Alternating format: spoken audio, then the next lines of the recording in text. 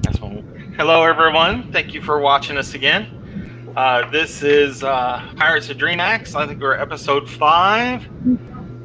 Blow the man down. We're going to try to have us a killing by the end of this game, one way or the other.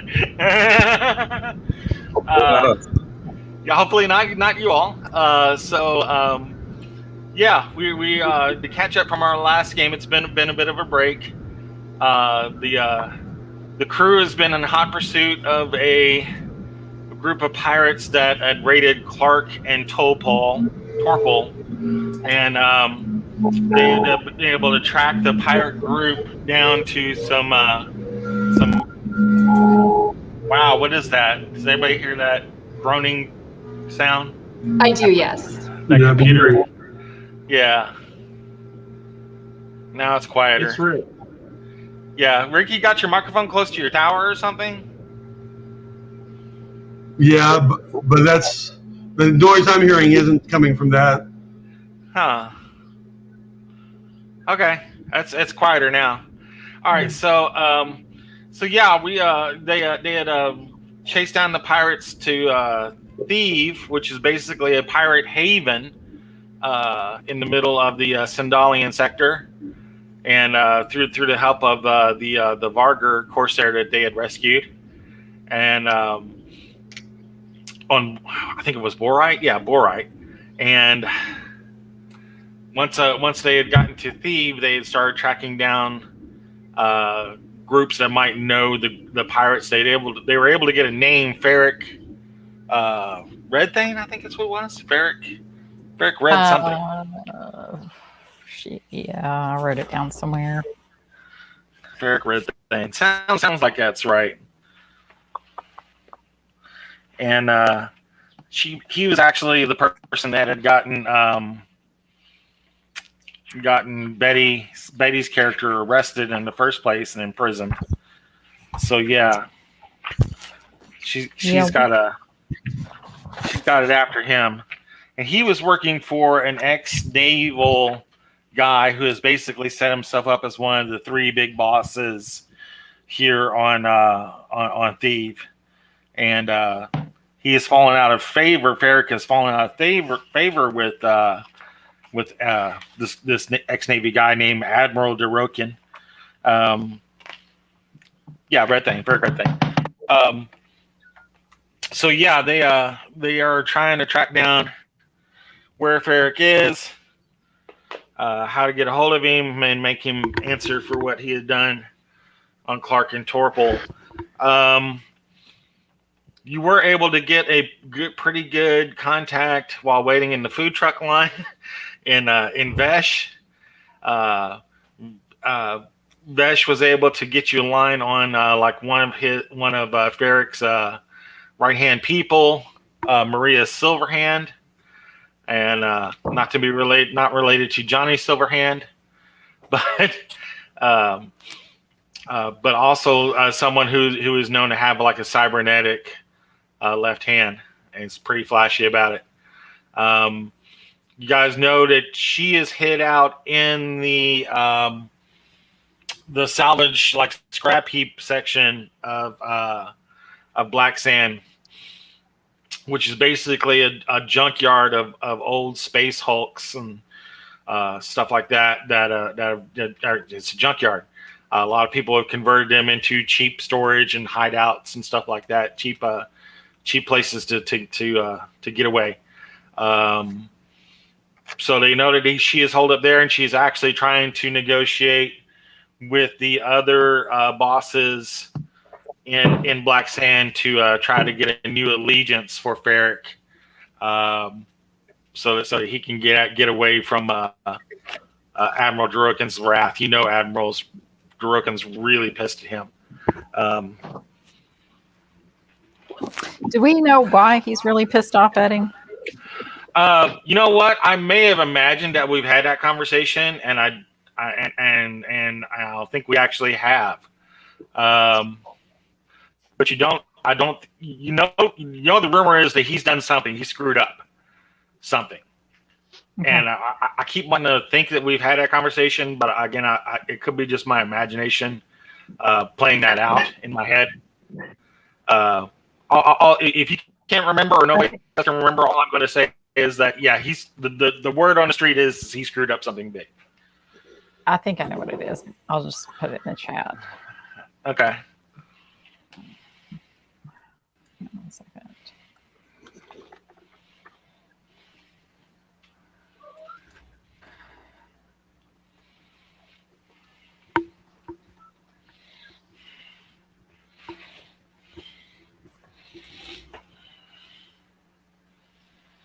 Mm-hmm.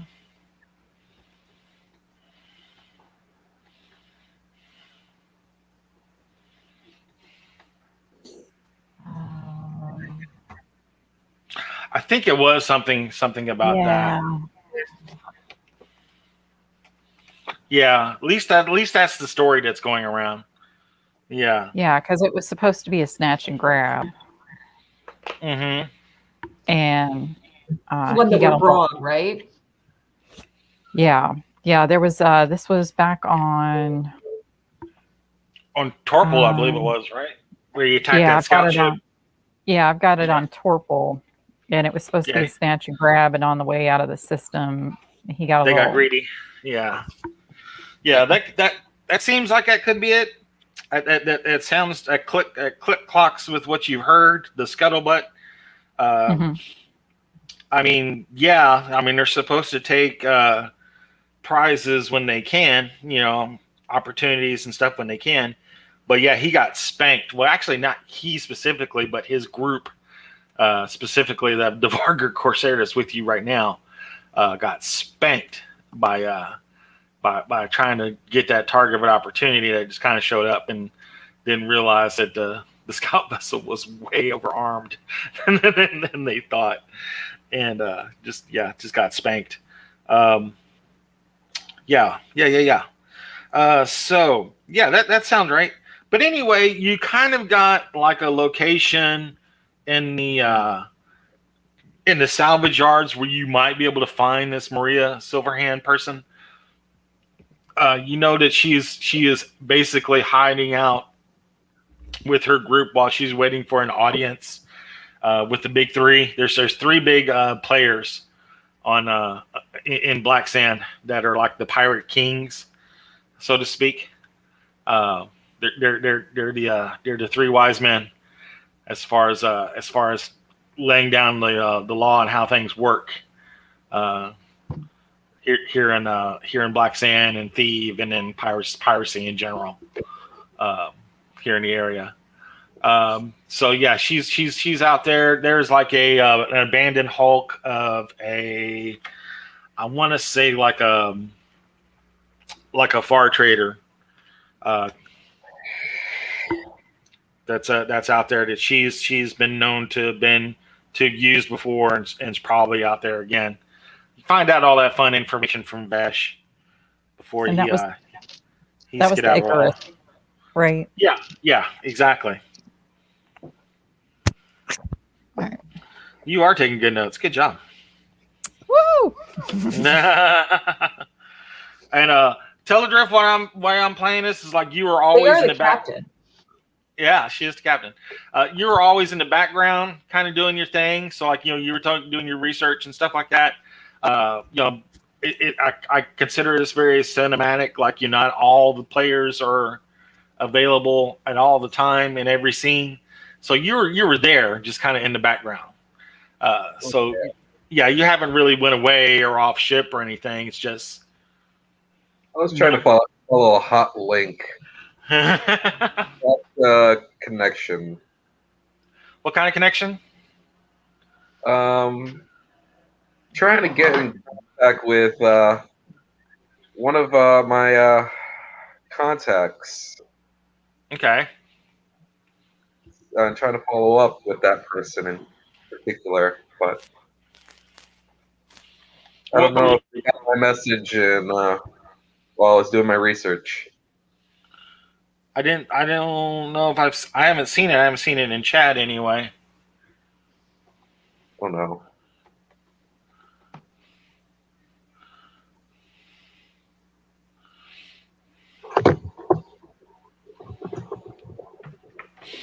But so yeah, we've got the arm for Cat Killer. I want to change his name from Targ to Steve. We'll say maybe he made his name Targ to be sound cruel and meaner, but his real name Steve. His mama called him Steve, so it's Cat Killer Steve. He'll tell the captain in a moment of weakness. Mom, call me Targ. Yeah. So instead of Cat Killer Targ, it's actually his mama called him Steve. So Okay, Targ, do you want an Uncrustable? exactly. We'll have to, AKA Steve. Steve. I just think Steve is cooler. I use exclusively Steve. Steve is fine. He'll answer to Steve, you guys, but everybody, when we're off the ship, it's Targ. Targ. On the ship, he'll answer to Steve. It's fine. Yes. Teledrip, are you trying to message me? What? Sure, yeah. I'm sorry, I'm not seeing it. Did you personal message me or? I'm going to work on it right now. Just had to open the tab. Okay. Can this be something that we're doing on our way to? Yes. To go check out where Maria is. Okay. All right. Yeah, So That's fine. So yeah, he is considered to be with the group now. Like he has been called off the ship since they kind of got a big link to where this person may have been. So you are leaving Cat Killer Steve to be fixed in the repair bay. He's getting that new arm that you guys got for him. So but we'll say there's like an auto dock or something that's taking care of that. That's fine. This is a high-tech ship after all. So yeah, you guys are making your way through Black Sand City from the bar area to the Capri bar area out towards the salvage yards. This what's called the scrap heap. So you're kind of winding your way out through the city. Actually, you're having to go down into the canyon for this. So you're going down into that lower canyon. Let me see if I can pull that up again. A map of the city here again. Where is that? Want to get that up for you guys.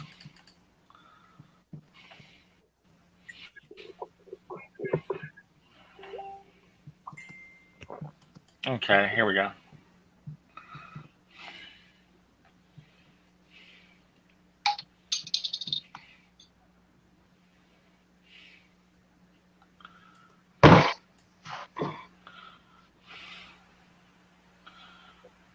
Yeah. Perfect.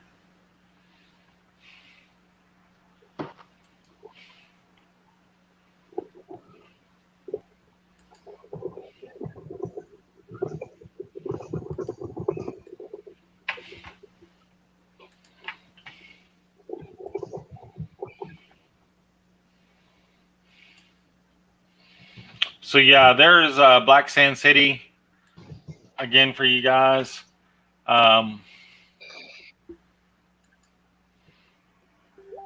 You guys are kind of in that area right around 5. You're just south of 5, I believe.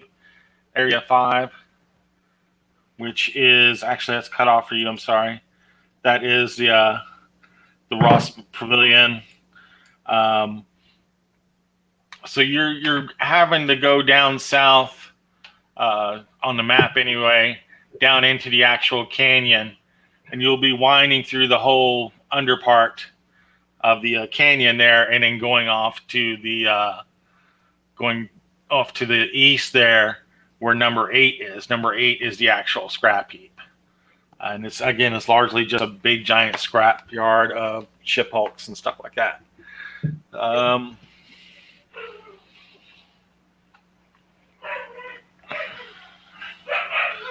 Hang on just a second. I believe it's feeding time for the animals. Give me just a moment. They are letting you know. Exactly. Hey, that's called the ship crew. Be nice to him. I'll eat dog food if it's good dog food. Apple's a fine meal. Yeah.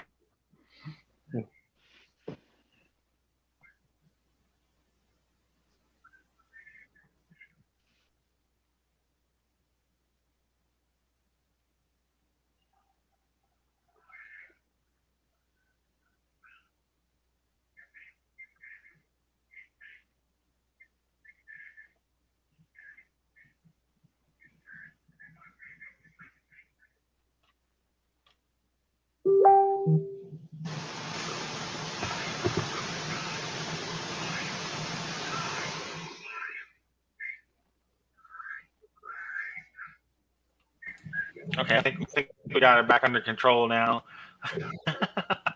They're starving. So yeah, I know poor mistreated animals. I don't know how they get wrong. It's crazy. I don't even know why they stick around. But anyway, yeah, you make your way through the actual canyon kind of area of black sand and the undercity, I guess what they want to call it, down below, and you're going through to the scrap heap. There's a couple fun areas in there as well down in the undercity.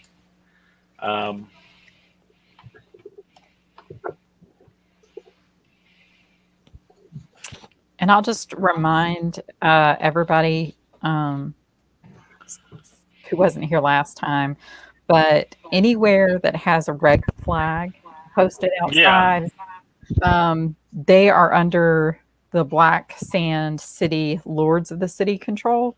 And there's 2 rules: no murder and no weapons fire. Everywhere else is the law of the city, and that is no weapons fire that can puncture the environmental bubble. And then I will just put it out there. So don't shoot. Yeah. Really, the red flags. Yeah. So basically, the only rule that may or may not hokey pokey in and out of our interactions is murder. Got it. Yeah. It's a pirate town, so what do you yeah. Watch your ass. We can punch people to death. I mean, we can punch them. We can knock them out. We just can't shoot weapons, though. I'm not a habitual murderer, as far as I know. I mean, one does not make a habit. So, okay, punching is fine. Got it. Punching is fine. Yeah, there's some wicked ass widows floating around here. And yeah, you guys seen them in action. Yeah. I don't want to tangle with them. No. It was crazy. Not fun at all. So you're going through all that area, and you're going through the undercity area, and you're watching like this group as you're winding through like all the crazy little streets down below. You're watching this one group do like marches and drills throughout the streets, and they're in like I guess like quasi uniforms. They all are in like the same color kind of armored garb and stuff like that. And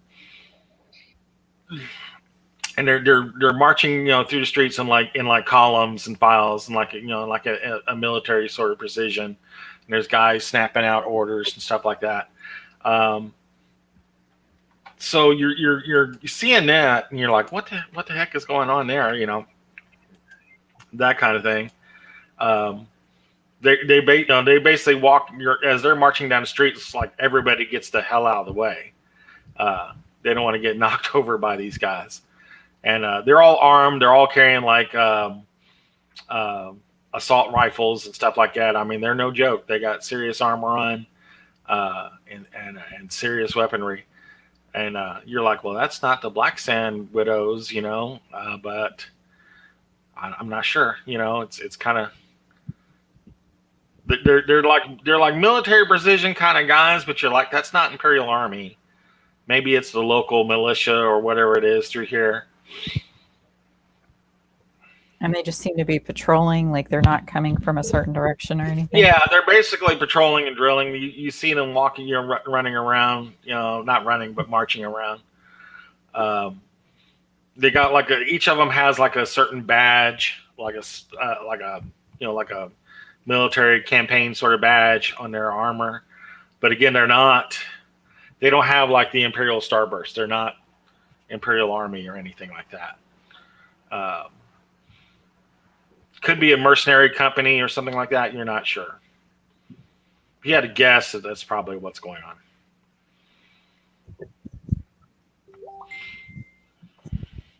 on. So just for those who weren't here last week, when we went into Tuck's bar, we got Lieutenant Silverhand's name from the owner of Tuck's bar under the ruse that we're looking for boarding crew members. That's true. For some no questions asked jobs. So just to catch you guys up. That's the story that you guys got when you're going through the underhive, I guess is what I want to say. Yeah. Yeah. All right. That's fair. So you're picking your way through there and asking people which way, and they're pointing to you. It's that way, and you're picking through all these really narrow, super crowded streets. Things are just kind of stacked up, mishmash kind of stuff. Like crates. People are literally living out of like cargo containers and stuff like that. Just all stacked up on top of each other in prefab sort of buildings and things just slapped together. Very, very Blade Runner, I guess, kind of sort of environment, cramped streets and stuff like that, little walkways. And you finally make your way out towards the scrap heap. And it's a little bit of a road out there towards it. And you're making several hulks throughout here of holes that's just been basically scavenged. You see like the skeletons of this, and actually some that still have hull plating on them and stuff like that. You're surprised that hasn't been stripped down to the bone, but it's probably because it's used for some kind of habitat or something like that. And you get across a couple of them, and you find the one that Tuck was talking about. Tuck said it was a green far trader. And you do see a green far trader that kind of matches the description of one he was talking about. It's kind of listed over to its side, like at about a 30-degree angle. It has like a scout ship underneath of it, like on the starboard side. So it's kind of listed a little bit to port about 30 degrees. So it's not exactly level. And like the nose of it is up. So you're seeing that and like, well, that's a green far trader, all right. You're not able to see any of the windows. Somebody's got makeshift drapes or curtains or stuff up in the windows, kind of blocking the view. There are 2 red flags outside the far trader, though. No murder. Got it. Actually, make me a recon as you're checking, though, looking at that. Me? Okay. Anybody. I think I have some. Okay. Let's see here. 12. 12? Good. I got a 10. Good. So you guys are looking at it, and you guys are pointing it out to the people who don't make the roll. Yeah, wasn't me. So they kind of pointed out to you, and the flags out there don't look like the flags that you see normally around. They look kind of makeshift, kind of just like red rags. They're not you don't know if there's an official flag, but you've seen you've seen the flags up in the upper city and stuff like that and around, and they don't quite look right. They look like a couple of mechanic drags that's tied to some poles that happen to be red. Whether that makes it legit or not, You don't know, but it doesn't look right. Yeah. All right. All right. So I'm just trying to refresh my memory. So Maria Silverhand was working for Ferric, right? Exactly. Yeah. Okay. All right. Last time we had, I had to do the talking, and I really suck at that. Like, I've got really low skills, guys. Like, you don't want me talking for the party. I'll speak up and be like, well, you are sort of the captain. It's better you that represent us. Have you heard me talk in a group? I talk for. I mean, I've got a 3 social now. But... Yeah. That's what we have dice rolls. Yeah. All right. She's a doer, not a talker. That's right. All right. Now I'm gonna say like the loading ramp, for the far trader is in the down position, so you could walk in. Yeah. So I'm not gonna just barge in. I'll like walk up to the ramp and kind of give a, hey, is anybody around? Are you doing that? Okay. Yeah. I love it. Just be brave. Yeah. Give me just a moment. I'll kind of pull up a deck plan of a far trader here real quick.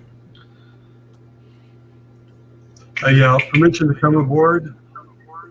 Permission to come aboard. So yeah, you're shouting up into the far trader. I just want to find one that's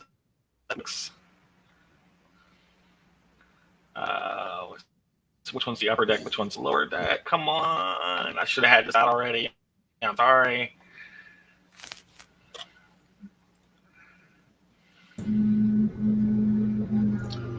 We're losing our viewers on YouTube. Oh no.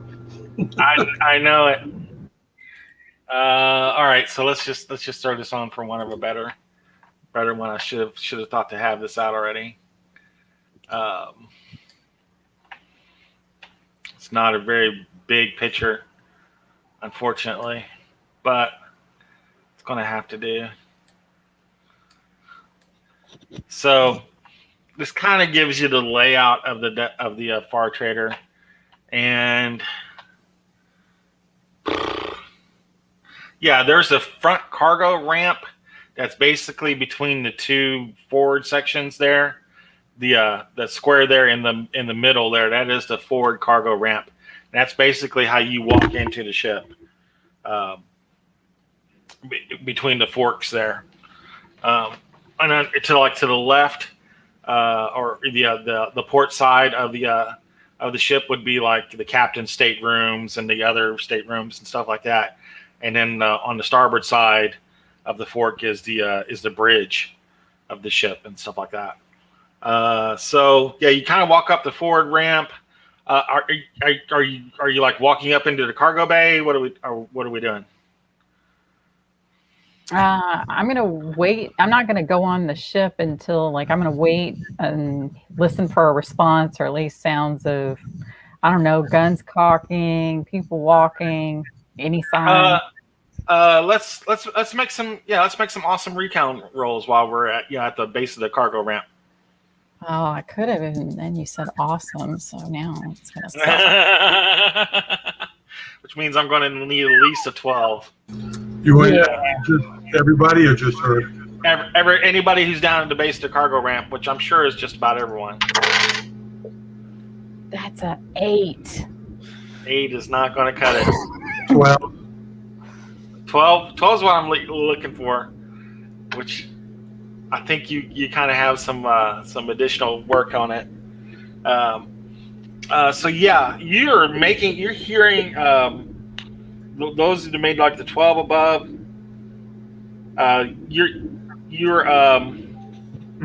You're hearing like some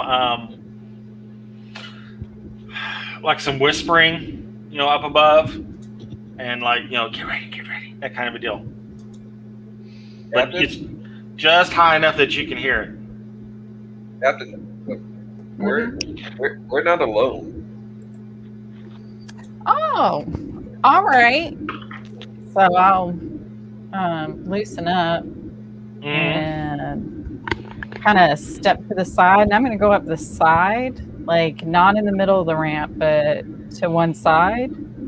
Which side? To the I don't know which ports? which side did you hear Teledrift? Which direction did you come from? You would have heard it or detected it from the on the starboard side near the bridge. Up by the starboard side. Oh, yeah, that's a little bit away because we're on the port side, right? No, you're on the forward cargo ramp right between the forks there. Got it. All right. Again, yeah, I apologize for the smallness of the map. If you blow up the full screen, you might be able to see it better. Gotcha. Yeah, you guys are in the forward cargo ramp. Yeah, the bridge is kind of on the starboard side there, on the right. All right.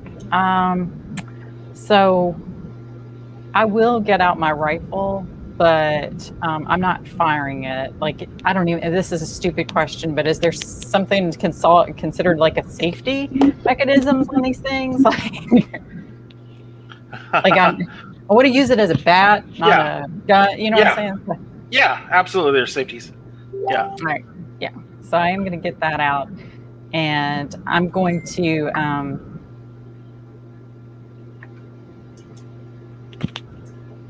I'll go up the middle, and if you guys want to sneak, because I don't mind taking a hit.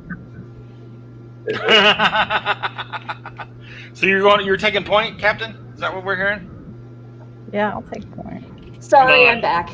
Okay, no problem. We're missing James, by the way. Oh, we are missing James. Before we go up, where is those red rags hanging from again? They're hanging from the front of the ship. Are they high enough or low enough that we can grab them as we walk by and yank them down? They're actually like on poles on either side of the ramp. Okay. All right. So like you can totally knock them down.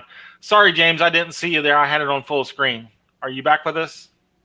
Yeah, I'm back. I meant James. But yeah. Oh, sorry. Yeah, no problem. So I'm sorry. Were you able to hear everything, James? Yeah. Including having a 13 on recon. Okay, excellent.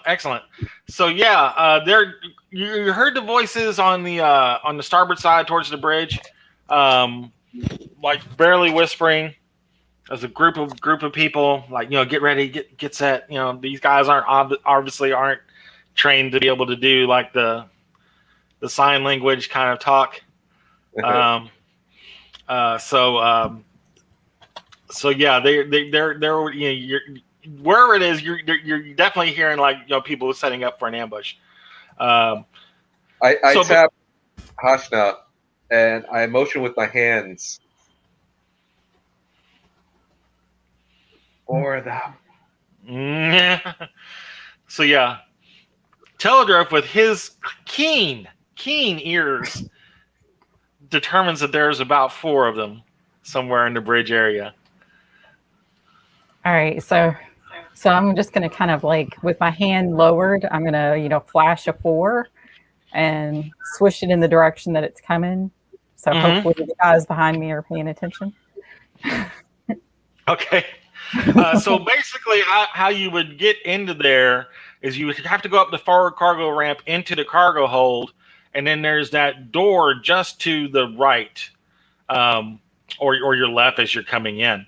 But there's that door just to the right of the cargo ramp that basically gets you into like the reception crew lounge area, and then that's a straight shot into the bridge.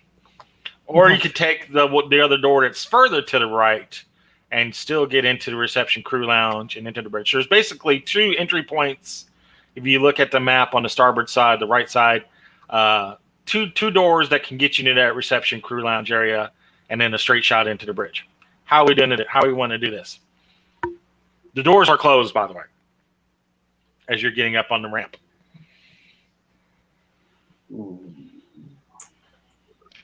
All right, so I see the one door. Where's the second door? Second door is, I wish I could point on the map and let you see it, but it's go like 3 squares over from that first door, and you see like another one in that corner there of the cargo hold. I gotcha. Yeah. Okay. 2 squares over actually from the first door. Yeah. So yeah, it's right across from what would have been the turret, but it's been removed. All right. So knowing that we can't shoot, I mean, Sir Alcredy is he's a pretty beefy dude. Actually, I'm not. No, he's not. He's a smallish kind of. Fat Florian is here. Don't forget. Fat Florian is here. Yeah. Remember, he found the food truck. He found the food truck for you all. He did. He found it. Yeah. Right. He's like, you're wanting me to go through the store? I'll turn to him. Well, I'm not the most brave one. I'm a lover, not a fighter. I mean, as soon as you open that door, they're going to open up whichever door you're trying to get through. Just depends on which one you think is covered the most. Do both doors open and I'm sorry, but I don't know this system well. So do they open in, out? Do they slide? Do they go up and down? Well, I think they're Star Trek type doors that just slide open. They're like, it should make like an airlock seal. Got it. Okay. All right. All right. So I'm going to go through the door closest to the ramp. Okay. And then I'm going to wave Fat Florian to go through the other door. And then you guys can divide up how you want. Who's stacking up behind who is what we're asking. Yeah. I'll be towards the rear. Be towards the rear. Which door? I'll be right behind the closest Florian. door. You'll be right behind Florian. Good move. I would likely be behind the captain. All right, good girl. All right, so that's good. A good idea. All right, so tell her which side are you going to be on? The captain's side or Fat Florian's side? The captain's side. Captain's side. All right. And then I'm going on the Fat Florian side. You're going to be on the side of Fat Florian's side. Now, I wish there was a luck roll in travel. I need to put in a luck stat. But anyway, I'll just say that he has it. Florian being a boarder, he probably has like a cutting torch that will slice through a door really quick, especially an interior door, not a bulkhead door. So he's gonna slice through this door real quick rather than trying to open it and and stuff like that and get all that crazy stuff out of the way. He's gonna open it. Slice it open, throw in a stunner, like a flashbang, basically. Oh, as soon Matt, as he before we get much further, yeah, I got Voices of the Ancestors in my right hand. I got Justice in the left. Okay. So yeah, he's gonna slice the door open real quick, throw in a flashbang basically into the crew lounge, and then everybody go for it. When as soon as he slices the door and tosses in the grenade, it's go time. All right, kick that basically. Exactly. So yeah, he slices. He gets out like the little pocket torch kind of a tool. It's basically like a pocket plasma torch, and he slices a hole big enough in the door to toss the grenade in. He just zip and it's like a second of him slicing the door. And then he just tosses the grenade in off to the left, trying to aim for the middle of the crew lounge without actually seeing it. So he just tosses it in, going to make a roll for him to make sure we don't get a bad bounce. Because that would suck. That would suck if he got a bad bounce.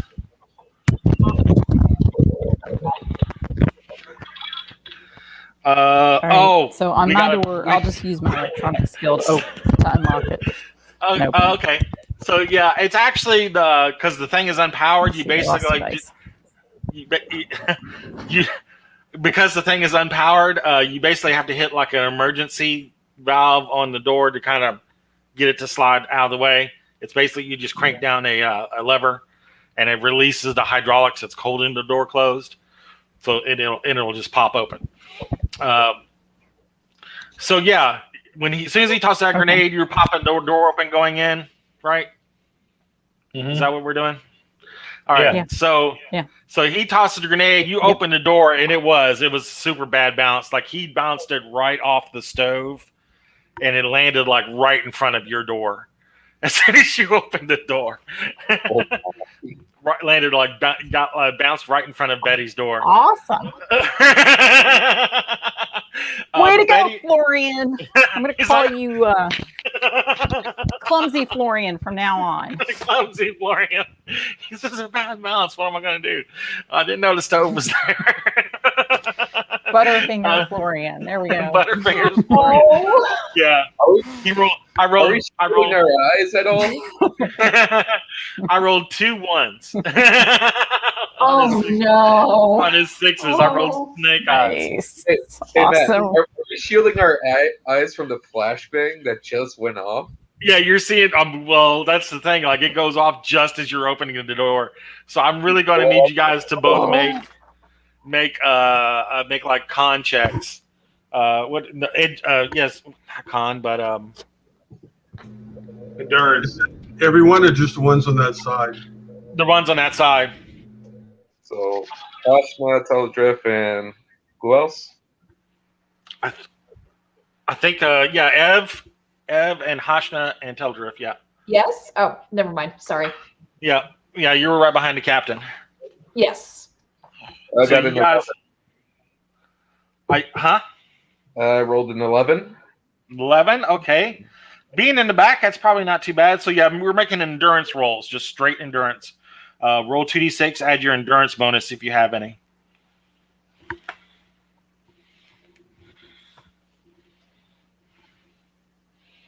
How'd you do, Elisa and Betty?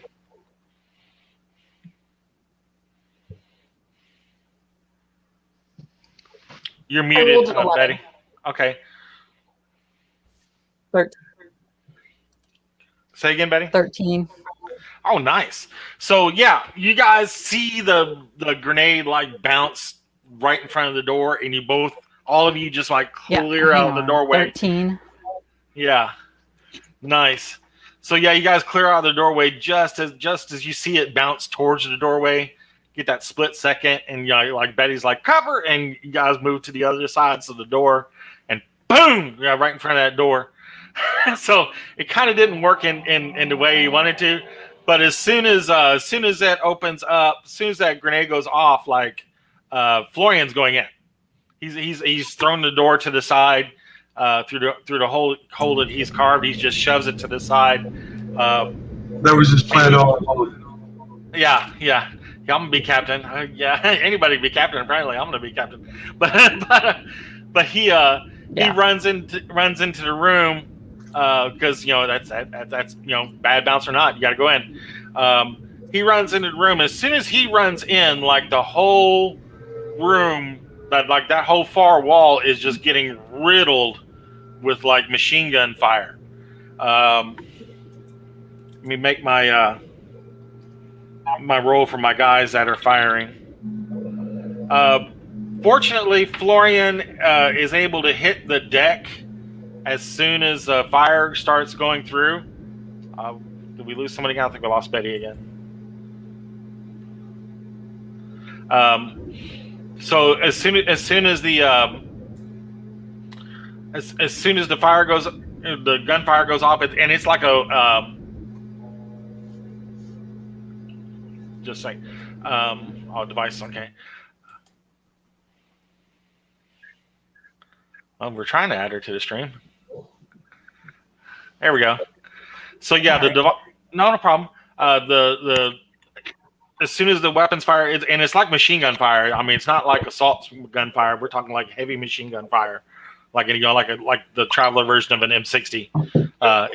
It's just like laying down, like suppressing fire. But he ducks under it, basically just like hits the dirt, the deck, right in front of the door there. And I'm Alacrity. If you're right behind him, then you're basically going to have to hit the deck right behind him as well. I was right behind him to go in. Yeah. As soon as he goes in, plays Alacrity's rules. So therefore, he went in, he drew all the fire. I am now sheathing Voices of the Ancestors in Justice and pulling out the Murder Hornet spreader. Okay. All right. Are you still on the car? Are you still on the cargo bay side of the door, or what? You betcha. Gotcha. All right. So yeah, you're seeing, and it is basically suppressing fire, and it's still going like, and it's all just whizzing over Fat Florian's body. I'll return that suppressive fire with suppressive fire. Nice. So yeah, let's go by the dex rolls if you want. Yeah, let's roll 2d6, add our dex bonus, and put them in the chat. That way I can keep straight for everybody. Are you listening, Matthew? Yeah. 11. Nice.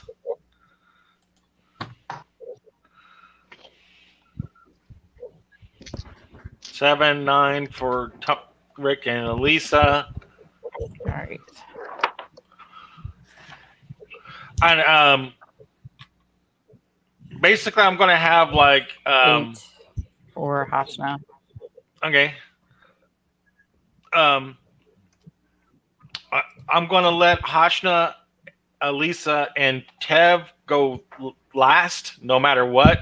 But it's going to be in their order that they rolled, because they're kind of like not stunned by the grenade, but they had to duck out of the doorway. Makes sense. Roger that. Yeah. So yeah, you were next to go, Alacrity. Go for it, 11. Okay. Whipping out my Gauss rifle.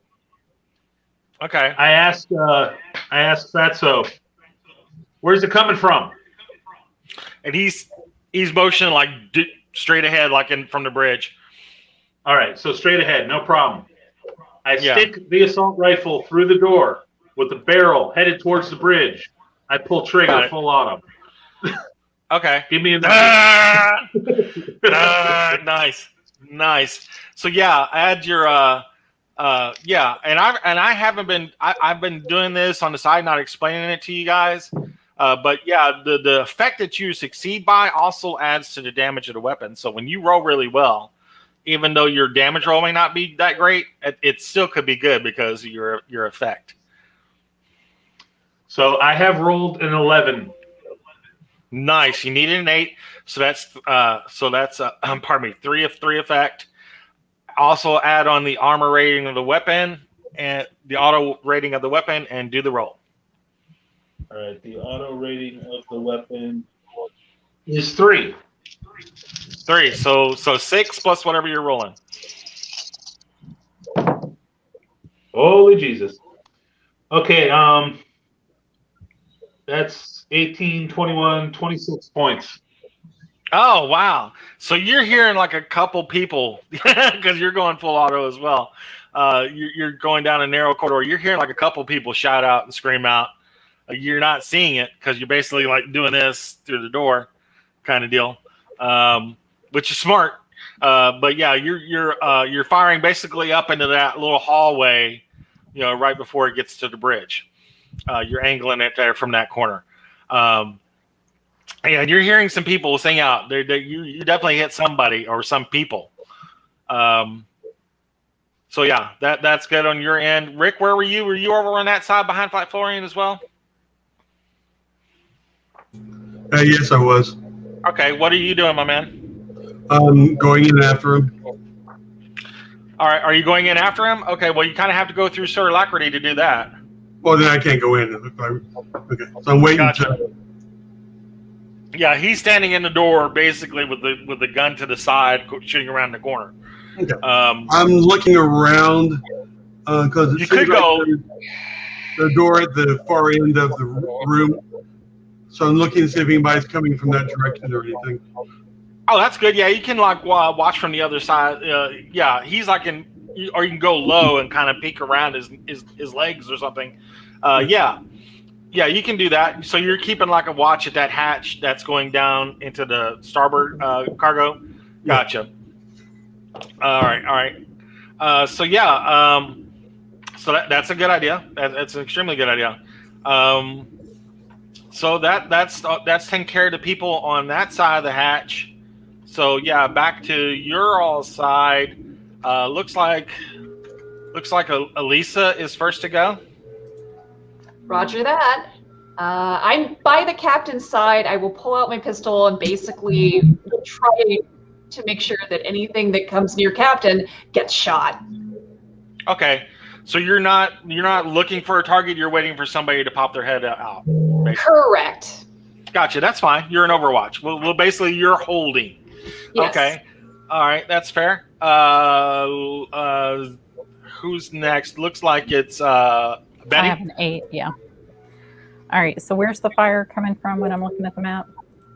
The fire is coming directly from that hallway in the bridge.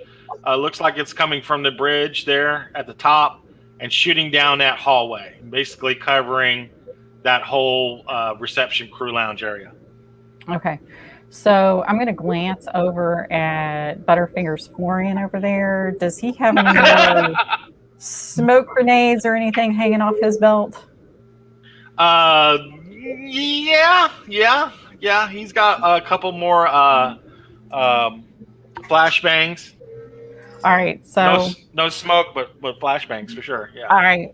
So I'm going to dodge over to Florian, grab it off his belt, and toss it down the hall. Okay, well, you've got that wall kind of covering you, so that's fine. So you kind of just stay low and go to that other doorway. You're basically having to reach between Sir Alacrity's legs to get that belt because he is down. Florian is down on the deck in that hallway there. So you're having to reach it off of there, and you're basically just having to grab it off of his belt and throw it, into that room. Yeah. All right. Let's say you can do that and be ready to throw the grenade at the beginning of next round. All right. Yeah, that makes sense to me because you gotta have to fumble around and find it on his belt because he's returning fire as well from down below. Let me go ahead and shoot for him. And he's probably not even paying attention to you trying to grab something off of his belt. He's like, if somebody wants something. Yeah, he's actually hitting some targets down there too. So he's making up for himself. He's hitting some targets down range in the bridge. So yeah, that's working out pretty good for him. Teledrift, what are we doing, my man?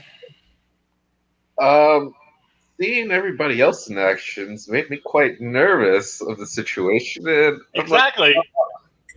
I'll take up the rear. If they want to get closer, I'll be sure to do something. Okay. You're gonna try to talk them down, basically, like resolve this crisis situation. Oh yes. Gotcha. It doesn't help that all I have is this stun baton on me. I don't want to get caught up in fire. Gotcha. All right, fair enough. So you and Elisa are basically in Overwatch for the captain while Captain's going out and getting hand grenades. So she's left the doorway where you guys are at, and you're like, "Where's she going? We're supposed to watch her." And they're like, "Doesn't she want to come back towards this door?" There's a lot of people at that door. So yeah, at the top of the next, these guys are all just basically just laying down, suppressing fire. They're doing what they're supposed to be doing. You know, a couple are hit, but you can't see them. Basically, you're not really looking. Everybody's just kind of blind firing into that hallway, which is good because it's, you know, is it a good tactical position for them to be in? I don't know. It's kind of like fish in a barrel. Yeah, I don't know. So yeah, you guys at the top of we're going back to the top of the round. Let's just keep our initiatives just to make it simple. But you guys have what you rolled, and you're not done in by the flashbang anymore. So let's go back up to top with Sir Alacrity. Alacrity steps out of the way so that the scientist may get his head shot off. Okay. he's like, oh, you want to? Do you want to observe? Do you wish to observe? I think I will see this fray. He's like, can I help you? So you're getting out of the way. I mean, and also it opens up room for Betty to throw the grenade. So that makes sense. I'm with that. Elisa is also. I guess we'll say Elisa is just like throwing down fire. Covering fire while Betty gets ready to throw the grenade. So she's throwing down covering fire while from the other door, while Betty gets ready to throw the grenade, basically where you're standing at, Sir Alacrity, or at least got out of the doorway, so she can toss it here real quick. I will take a position that keeps me out of any concussion. There you go. Yeah, especially another bad grenade bounce or anything like that. Bingo. Bingo. Betty, go ahead. If you're ready to throw it, throw it. Yeah, am I just using Dex or what are we? I don't think there's a thrown weapons. There's not. I have athletics. Oh. You know what? Let's use athletics, especially if they're Dex-based athletics. Yeah. Well, no, mine's strength-based, so. You can use it to like muscle it, hurl it into that bridge. You can do that. I'll allow that. I can do that. Do a wind up and just hurl it into that bridge. That's 12. Nice. So yeah, so you hurl it into that bridge. Nice job. So you hear that satisfying boom, really loud boom, as and you're hearing people like screaming and stuff like that as the flashbang goes off, and they're trying to hear themselves. And stars and stuff are in their eyes. Yeah, you like threw it like right where they're at. Nice. They were a nice cluster there in the bridge, and you threw it right at their feet. But they didn't get to duck out of the way in time like you did. So you're hearing like a lot of like stuff like that. Sad and most important thing is like the gunfire is stopped. Nice. So I'm gonna rush them. Okay. She's going to rush him. So she's running down the hall, and let's see. Elisa was doing the covering fire till Teledrift, and Rick, what are you guys doing? I'll follow the captain. Okay. Yeah, I'm following the captain also. Okay, so you guys are running down. So you guys are basically like trying to cover the captain as she's running down towards the bridge bravely, and Sir Alacrity is watching you guys going. You can go right on through.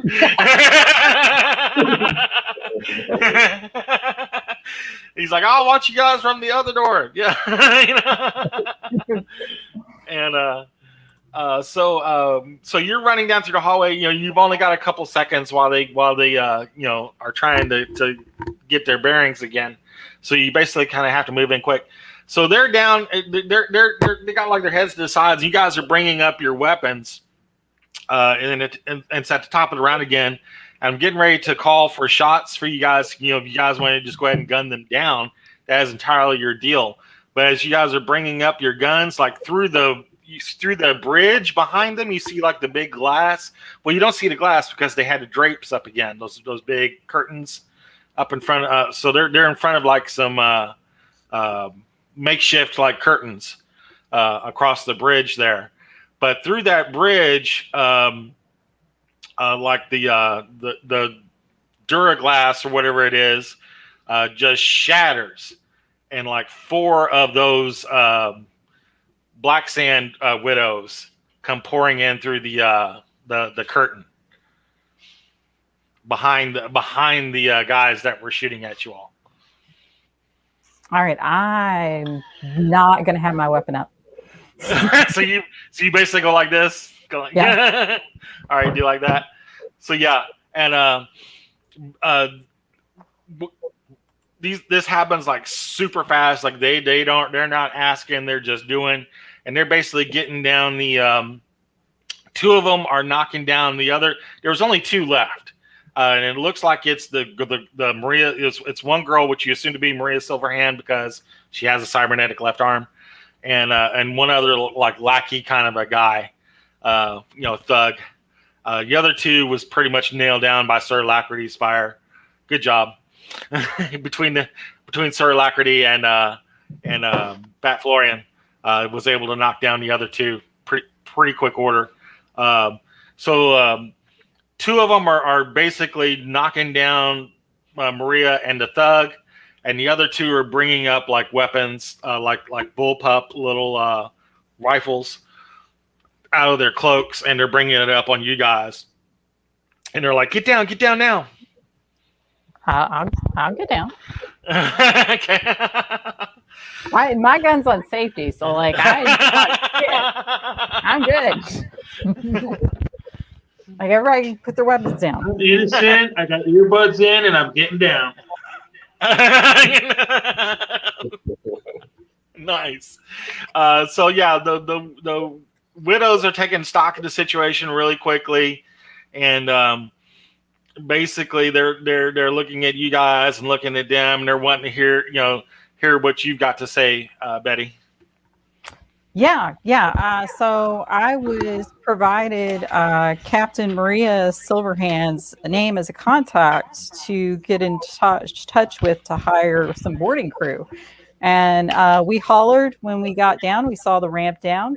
We hollered for someone to, we were coming aboard. Didn't hear anything. Thought it was odd the ramp was down. So we came on board. Next thing you know, we're being shot at. Gotcha. All right.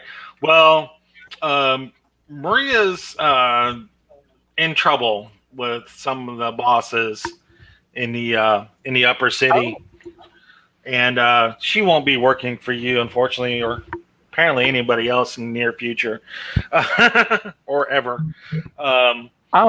Okay. Well, I apologize. We're going to take her and her crew, or that one person that's left apparently, and we have a person that's wanting to ask some questions of her rather. Oh yeah, absolutely. Well, do you need us for anything else? Then we'll go. She goes, actually, why don't you come with us? We're going to the hotel, which you guys remember seeing at the beginning. It's like the Grand Hotel. It's like the big spire type of hotel, which is like the only skyscraper sort of building here in Black Sand. Super high, magnificent sort of hotel, which is completely out of place in this city. But they're like, why don't you come with us? You might be able to help us shed some light on some things that's going on around here. Yeah, absolutely. Glad to be of any assistance. All right. So they ask for your all's weapons, and they'll escort you safely through the city to I hand them 4 hotel. You hand them 4. Okay. All right. So they start taking. Hand over the stun baton, and I'm like, well, here you go. Does anybody have any obvious weapons other than that? Obvious. I'm saying obvious. With a rifle I'm carrying. Okay. So you hand over your rifle and you stun baton. Is that all you have, Teljeff? Is stun baton? That's all you need? That's all you need, right? That's all I ever had. That's good. Yeah, that's completely fine. Oh, that's right. Yeah. They can't take my other guns. They're attached. These guns. They're part of the show.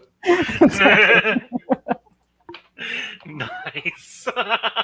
We're going from YouTube to Vimeo. Nice. So yeah, they take your weapons and stuff like that, and they march you through the Undercity again, back up to the elevators that go above the canyon, to the top of the canyon, and go back through the upper city. And you guys all basically make a beeline straight to the Grand Hotel. And there's not a whole lot of waiting around or anything like that. You go straight through there. They take you to like floor 45 of the 50 floors that's in the hotel, and they separate you guys, of course, from Maria and them. You guys have your own room. They're like, wait here for a minute while we talk to the bosses and get things squared away. And so they put you guys in a room to kind of just sit there, like a waiting room kind of a deal. You're there probably about 20 minutes. Anything you guys want to discuss during that time? I'll ask Hashna, I'm like, is there anything we need to ask or find out from this one that just got captured? Basically where her boss is, yeah. Ferric. Yeah. Yeah, Ferric pissed off one of the lords. I'm assuming he pissed you off as well. Yeah, we've crossed paths before. Yeah, he's the reason that I was on, what was the planet we started on? Marduk, yeah. Ferric is the reason I was on Marduk. The prison island with you guys. But he is again recently fallen out of favor with the big three, specifically Admiral Droken. That's who he was working for before, and so now like you don't know exactly what the big three want, but they're wanting to talk to Maria. And you're probably guessing like they're trying to figure out where he is too. So basically, you guys are there for about 20 minutes, and you guys go out. Two of the widows open the door again and walk you guys into a beautiful. Basically, you go up to the floor 50. It's a beautiful, like skylit, sort of like ornate conference room with the shiny floors and the big stone desks and stuff like that, polished stone desks, and there's a semicircle of like these conference table desks kind of deal, and there's chairs for 3 big chairs at the on one side of the desk, and there's like 3 people in those chairs. There's 2 human males and 1 big Aslan. There's a human male in the middle, a human male to the left, and then off to the right is a huge Aslan. And they're standing there, and you already see like Maria. She's there in front of them, basically shackled up, in there right in front of them, and they're asking her questions and stuff like that as you come in. They're like wanting to know where Ferric is. She says she's not telling. They'll have to kill her first. Blah blah blah blah blah. She's loyal to her captain. Unlike other people in this room, and looks back at Admiral Droken, and Droken's just kind of like, oh. And you're hearing all that as you're walking up from the door into the waiting room. And so again, yeah, you guys are here, and you guys remember, I'm not sure if I touched on it too much on the last episode, but you guys are now having an audience with the big 3, which I think Vesh kind of said that nobody sees these people. The 3 big Pirate King bosses in this sector. So you kind of have an auspicious moment here with the 3 big pirate gangs that operate out of the sector. So they're asking you, it's like the one guy, he's wearing and you assume that he's Admiral Droken because he's the only one that's wearing like a really crisp looking naval uniform, but doesn't have any insignia on it. He's taken off his insignia, but it's still a naval uniform. The starburst patch is off, but it's still the same garment. But he's like super tight haircut and thin and gaunt, kind of looking kind of a guy. The other human looks kind of, I want to say soft. It's kind of like a word I want to say. Kind of like Littlefinger from Game of Thrones. Yeah. Kind of like a very unassuming sort of guy.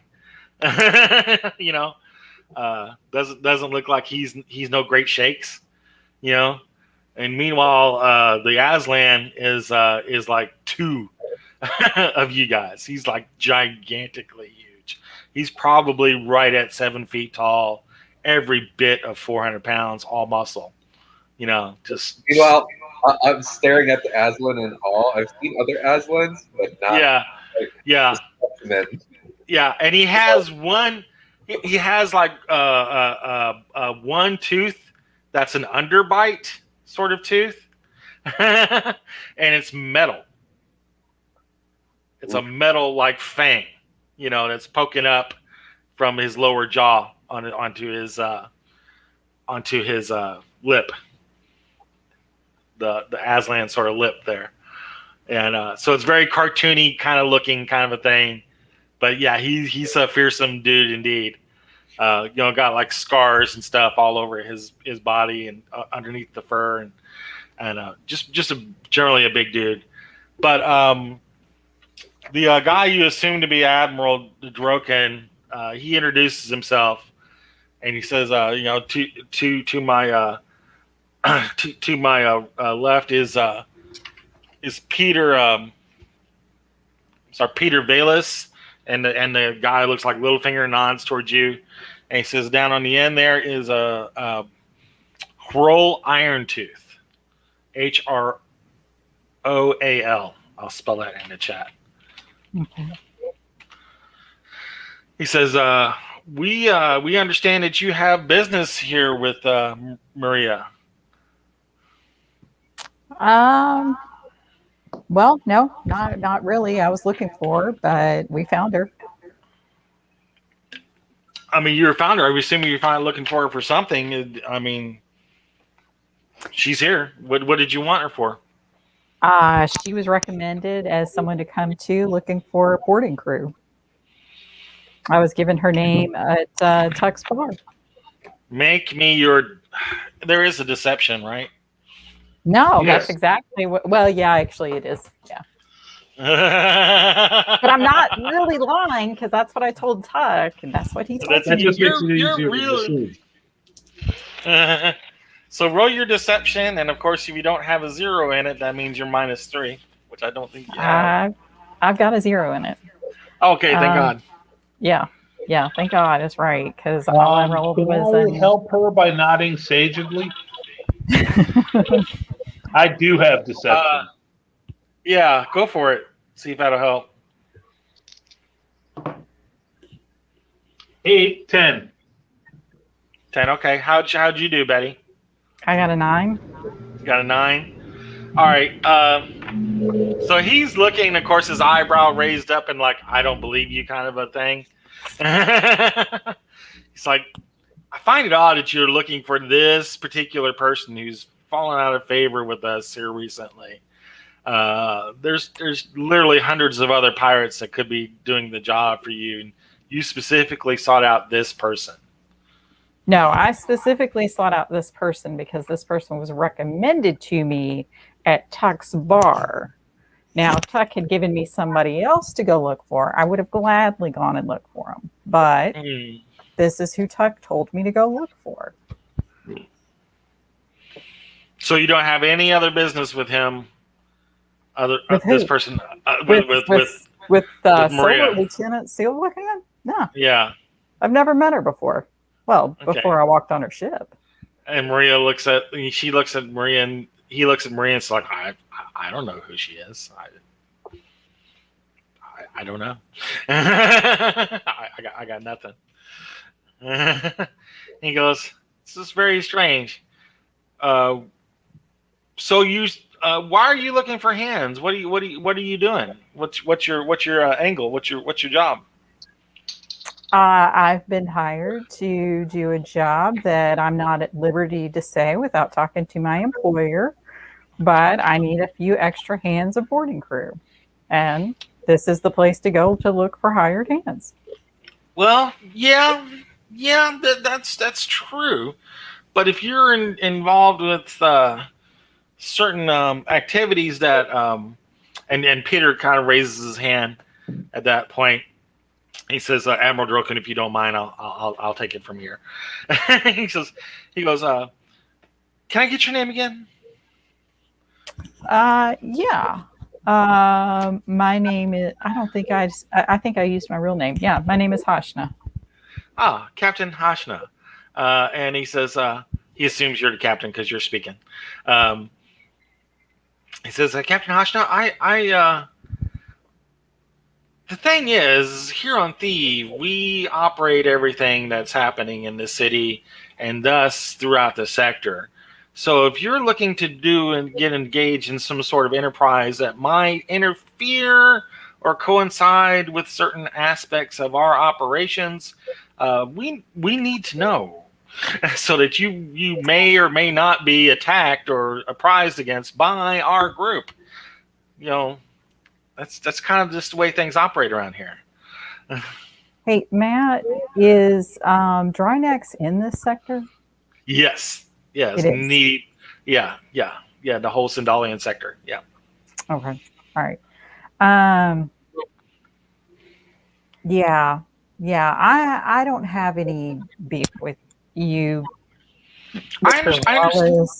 but I cannot go back to my employer and tell him that I came here to this planet and spilled all the details of my mission. Now, that would give me one hell of a reputation as an untrustworthy captain, and I would get absolutely 0 jobs. Now, if I was coming to interfere with your business, why would I come to your freaking planet and get the workers to do it?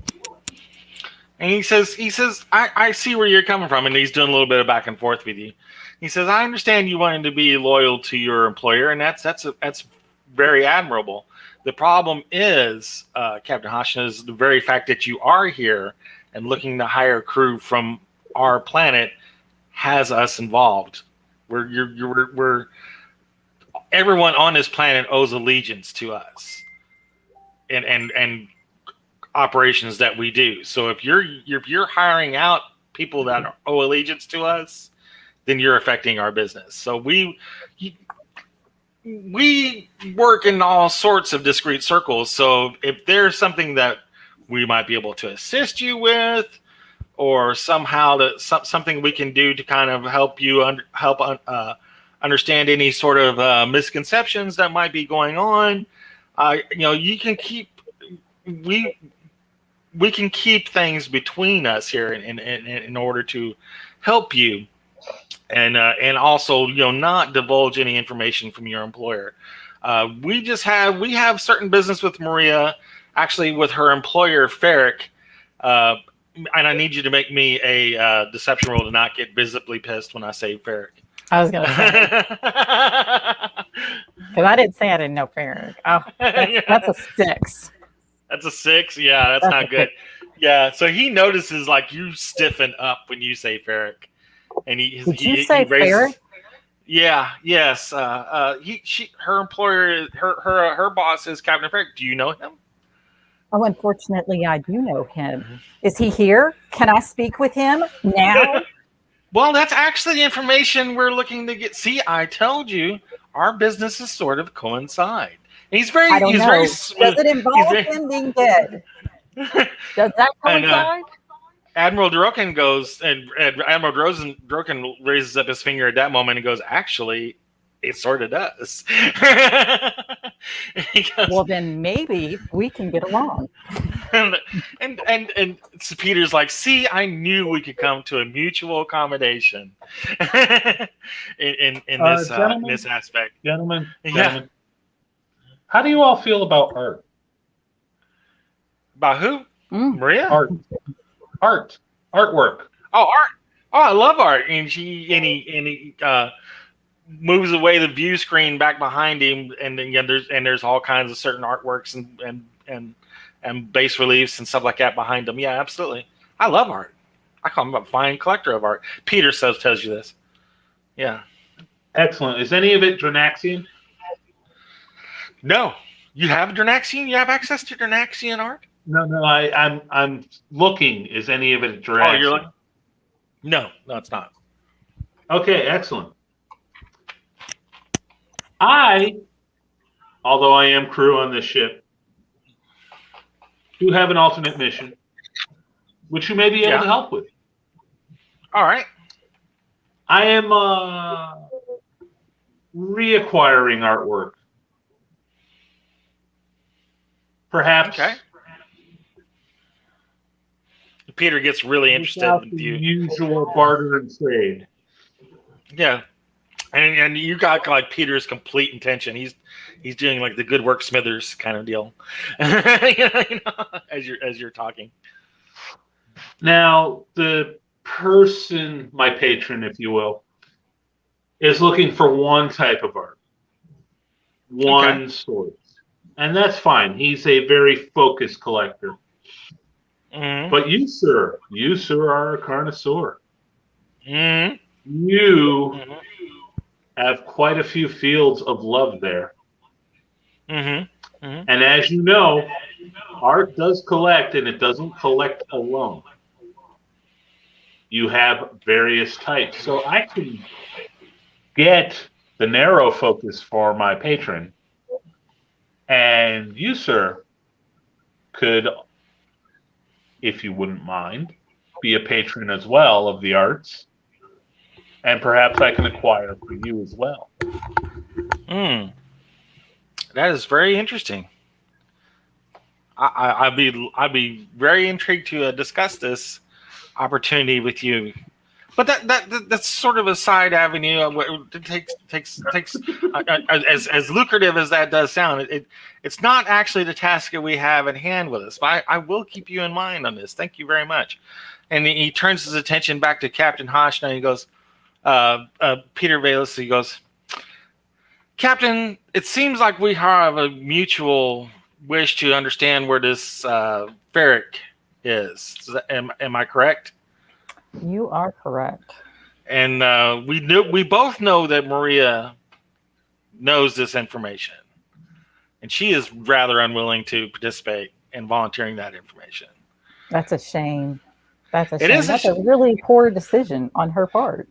I do see that. Perhaps she could be convinced. And that's what I'm thinking. I'm wondering, Captain, if you could sort of help us in this situation. Or would you like me or one of my crew to have a talk with her? Well, that's entirely possible. I'm not thinking so much as a talk. Well, there may be talking involved. He says, but you know, this is a simple city. You know, people have very simple vices and simple forms of entertainment. Perhaps you've heard of one here in the city known as the Blood Pit. And he says that is our sort of gladiatorial arena where certain disputes are settled between people or for the entertainment of the crowd. He goes, I propose, Captain, that perhaps you and our friend Maria here could sort of have a contest between the two of you in the Blood Pit, and the winner gets what they want. If Maria wins, she will get safe passage off of the city. If you win, you do whatever means that you need to get the information from her. That sounds like a really. I'm going to look to Sir Alcredy. How do I say this nicely? He speaks so much better than I do. That sounds like a The captain really. would like to say this is a wonderful proposition, and we are highly.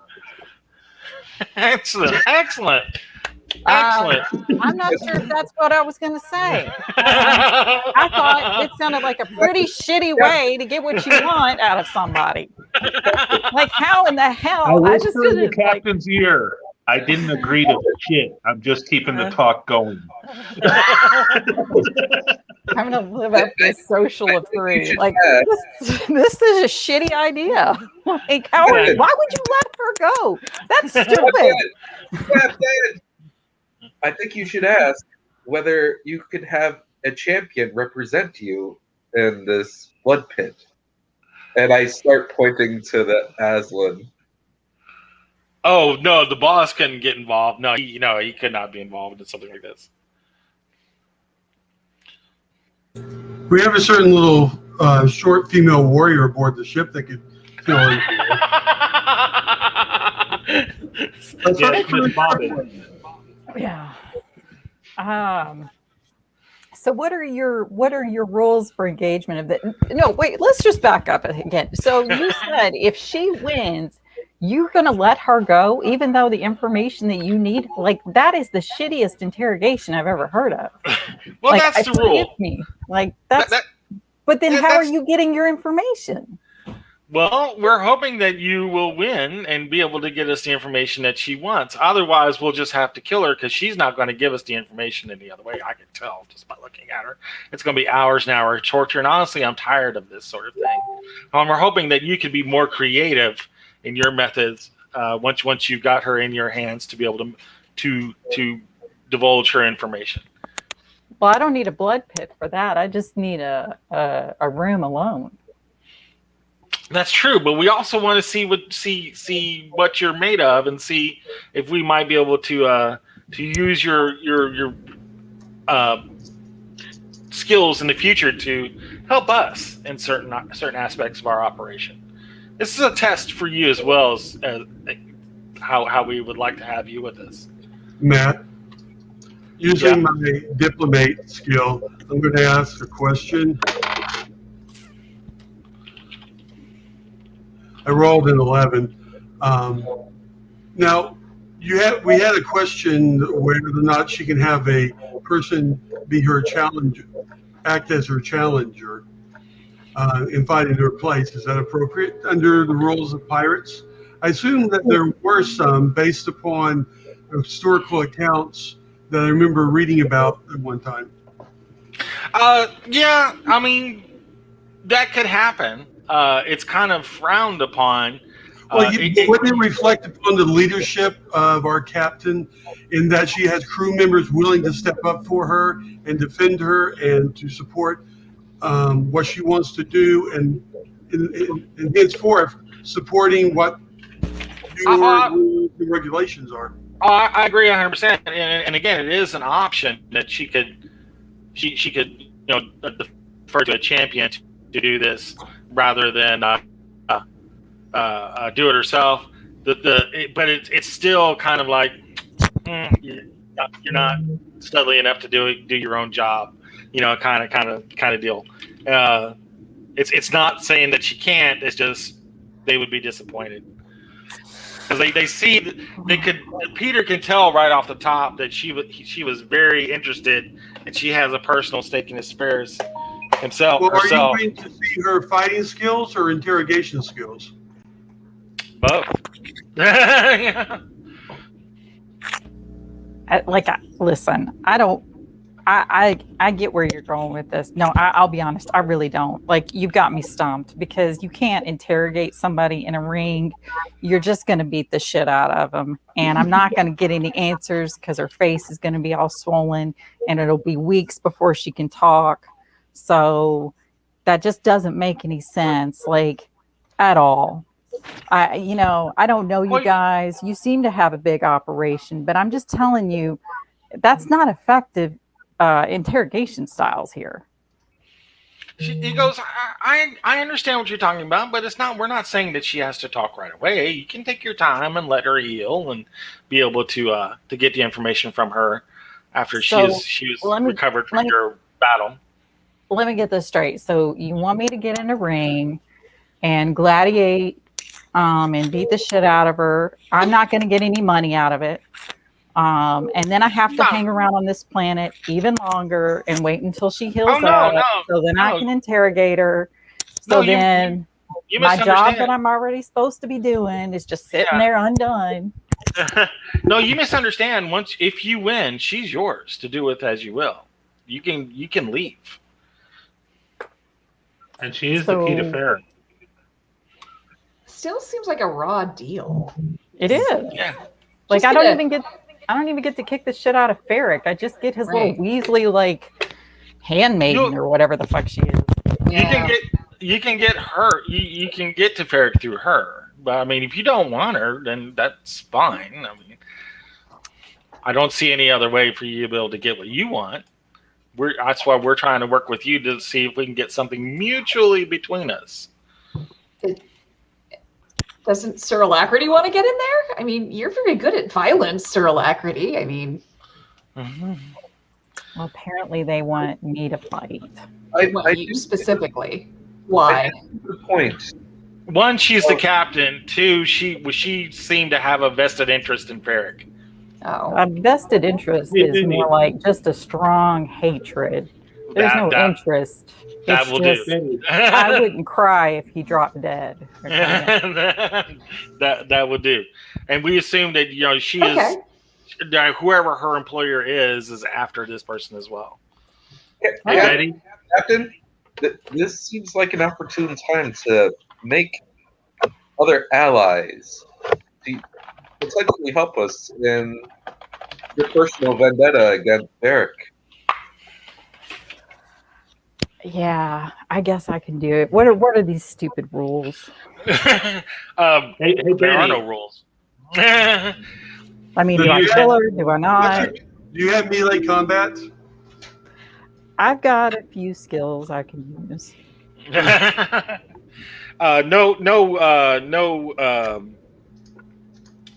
And I do not have melee. You don't have melee combat? Oh, this is no. That was not part of the package. Remember? Yeah, but you could have spent those 9 experience points. You had to put 0 in melee. Well, shit. Because you've been training with well, how many do I have to use for that? Because I haven't used. You have to spend 1 to get a 0. Yeah, like I said. Yeah, you can spend 1 to get a 0 in melee. You haven't spent anything? Well, I haven't used anything that I bumped up. Yeah. Yeah, because we had already switch something out and do that instead. I would do that because it kind of makes more sense because you specifically said that you were doing some training with them. Yeah. Okay. All right. Give me a second then. All right. Yeah. Then I'll do it. Yeah. See if you can throw a couple of points into it. At least get a 1. I was gonna say I'm gonna throw a couple in there. Do you not have jack of all trades? No. No. Okay. Yeah. All right. I've got it at a 1 now. Okay. All right. Yeah. Basically, no ballistic weapons, no lasers. It would have to be hand. Yeah. No problem. I hand her justice. All right, there you go. Is that big pickaxe-looking thing? No, that's the voices of the ancestors. Justice is the sword that I took down that noble with. Oh, that's right. Yeah, the short sword. Yeah. Cutlass. Cutlass. That's 4D, right? Yeah. 3D. 3D. That's still good. So you guys won't be wearing armor because it's just boring to watch you guys hack at each other's armor. so yeah, there must be blood. There must be blood. There must be blood. So do you kill her? I mean, are you supposed to kill your opponent? Just knock him out? What's the end game? You basically have to make her submit. Yeah. I whisper into your ear. Okay. Use your deception, spit in her face, and then remove her cybernetic hand. Oh yeah, you know what? Does she get to keep you? You said no weapons, so does that include No, her you got cybernetics? no weapons that can fire. Like no lasers, no guns, basically. Yeah, she can keep her hand. Her hand's part of her. You got a sword. But there's no modifications on that cybernetic hand. I'm sure there is, but that's them's the breaks. Them's the This break. is getting a suckier deal more and more. Like I don't even know. I don't even want to do with business with you anymore. You're just a bunch of assholes. Spit in her face to lower the target number. Remove her hand. Justice will be served. Cat killer Steve gets on your cum. Like, just get him and squeeze. Remember, just grab him and squeeze. Please, that's right. My training with cat killers coming back to me. Just grab him up and squeeze. That's all right. Wow. Like I'm the murderer, and I'm not even like remotely like just fight them. Don't make it fancy. I just beat it, clobber them down. Just drop her. Why is everyone making it weird? I don't know. You wanted to be a pirate captain, so you have to act like one.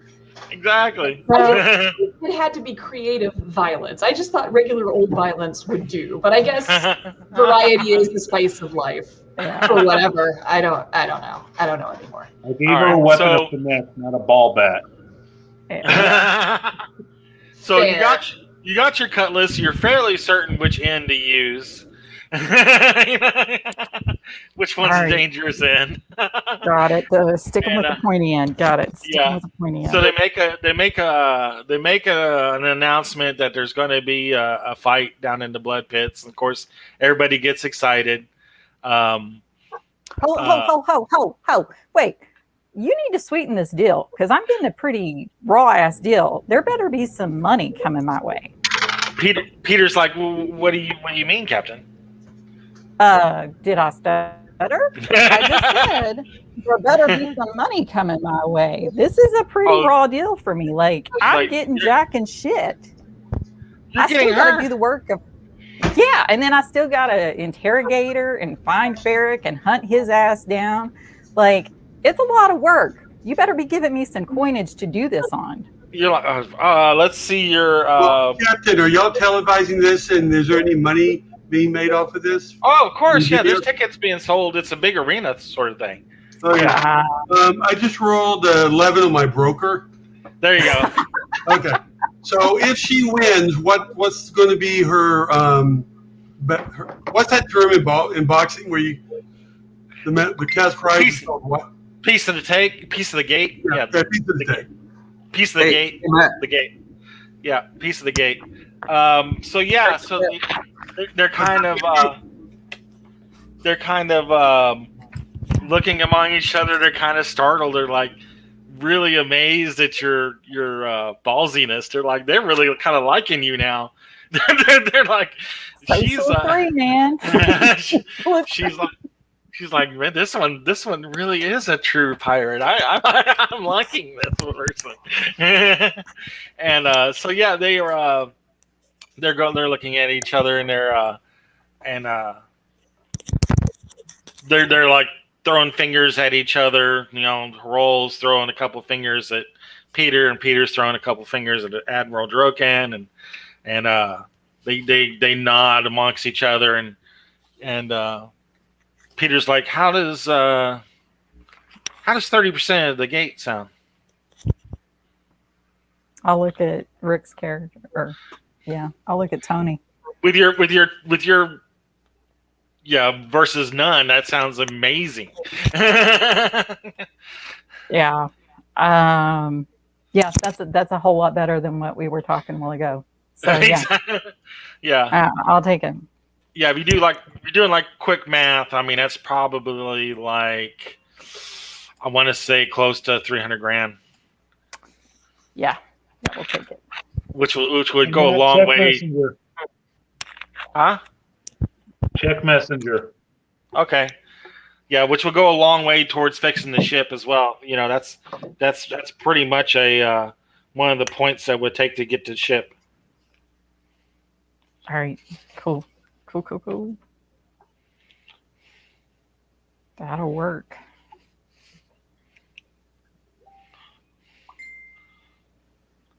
All right. So we get a hand-to-hand weapon, you said?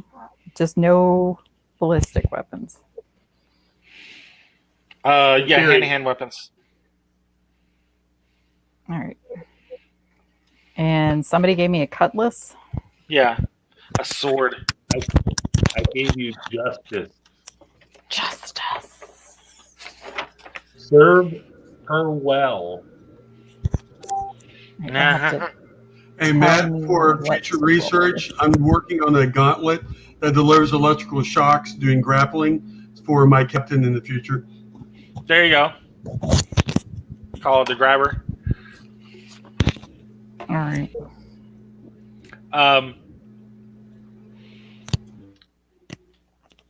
So I'm sorry. Were you trying to? So we're heading our way towards the pit.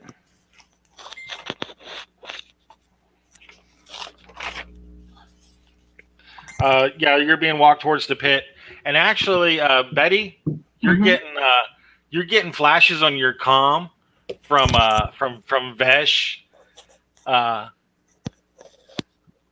you're being escorted towards the pit. All right. So yeah, I'll respond. What's up, Vesh?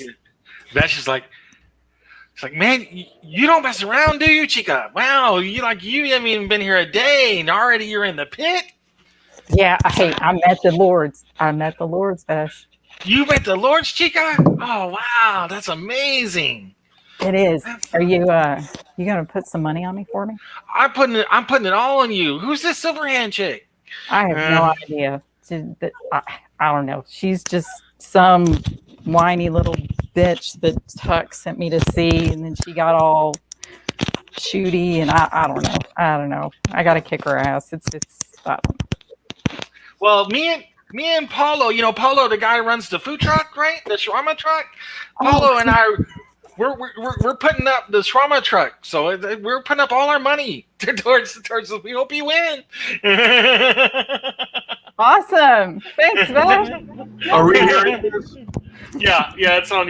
So as you guys are walking with her, so yeah, you're hearing it like on her wrist comm. If she wins, you should market a new sandwich or roll or something with her name on it. It'll be really good, and you'll make some extra money that way. She's like, known as a sandwich throughout the galaxy. I'm cheering for whatever I am. You can do it, Captain. You can do it. So yeah, they're like talking to you. They're like, and Paulo's, but you can see Paulo back behind him, the guy who runs the food truck, and he's like, we'll make it the number 6, the hash to hash. Yeah, that sounds good. Yeah, man, we're gonna make it the hash to hash. Love it. All right, I got like one now. Just like so a little bit of. It's like a little bit of sausage, a lot of potatoes, and a whole lot of spices. That sounds good. Because we like you. You're spicy. We like it. All right. So I haven't, just to FYI, Matt, I have not had any of my leaves for a while since we've been in space. So my special leaves that I was chewing on.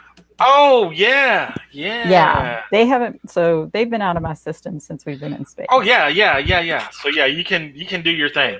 You cut that loose. All right. Actually, yeah. If you want to go ahead and do that, go for it. Let me know what you're doing. You can do it in chat or whatever. You know what? Everybody knows now because we've been doing it in Monarch chat. You can just tell us. Right. So how do you do it? Like once and it lasts? That's what I was looking for. Do you do it once and then it lasts for a certain length of time? Yeah. What are you wanting to do, or what are you wanting to buff up? Is what I'm. Well, I was going to buff up my strength, and then I was going to buff up my fortitude. Okay. And then if I need it, I want to have regeneration ready. Okay. So yeah, well, remember, each one has a side cost, and it brings your side down. Yeah, that's what I was looking. So each additional thing that you're trying to do is going to be harder. Yeah. And I definitely want to do the fortitude. Wait a minute. Let me read it first, just to make sure that that's the one I'm wanting.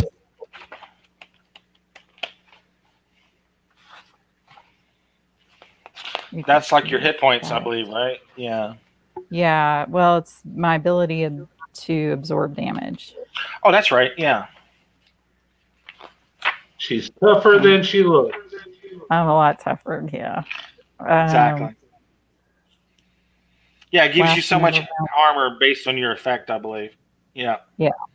And it stacks with worn armor, which we're not supposed to wear anyway. Exactly. So it's going to make you look like you got thick skin. All right. So fortitude stacks with worn. So that's going to be. So it's going to last for so many seconds. So so it's going to last for like a round or two. You know. So you might want to just throw it up. You know, right when you get ready to go in there in that first round. And that one's. And the strength one's actually easier to do. So if I was to suggest, I would try the fortitude first, and then do your enhanced strength, because the check on that's only 8. Yeah. Where the fortitude is 10. Yeah. I'm going to do the fortitude first, and then the strength. And then if you think that you need to, you will do the regeneration. The problem is, like, this is lethal. This, the combat in travel is extremely lethal, especially with no armor. This could be over in 2-3 rounds. I mean, we saw Sir Alacrity's fight. It wasn't even one round. He hit the dude. He hit the floor. Right. So I do one thing, but I do it well. Exactly.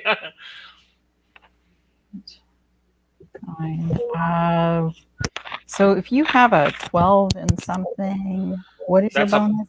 That's a +2. Okay. To your roll. Correct. Okay. Yeah. So it's 2d6 +2, and then we'll say, like, if Teledrift is trying to do his thing to kind of calm you and help you with it, you will also get another one if Teledrift can do some telepathy here. You want to try that? Yeah, if you can. Yeah, I mean, we've been talking about it in the Monarch chats. I mean, if people don't know, they're going to know soon. Yeah. So, Teldrift, if you want to try to do that, to try to just calm her mind and keep her, get her together, you can go ahead and make a telepathy roll. So for those of you that are watching and don't know, we have 2 Sonics in the group. Hashna is basically a psychometabolic sinus. She uses it to strengthen her body, and Teldrift is all about the mind. Make your telepathy roll. Pedro? Monarch chat. The Monarch of the Marches chat in the Facebook. I rolled a 12. 12. So that's an effect of. Give me just a second.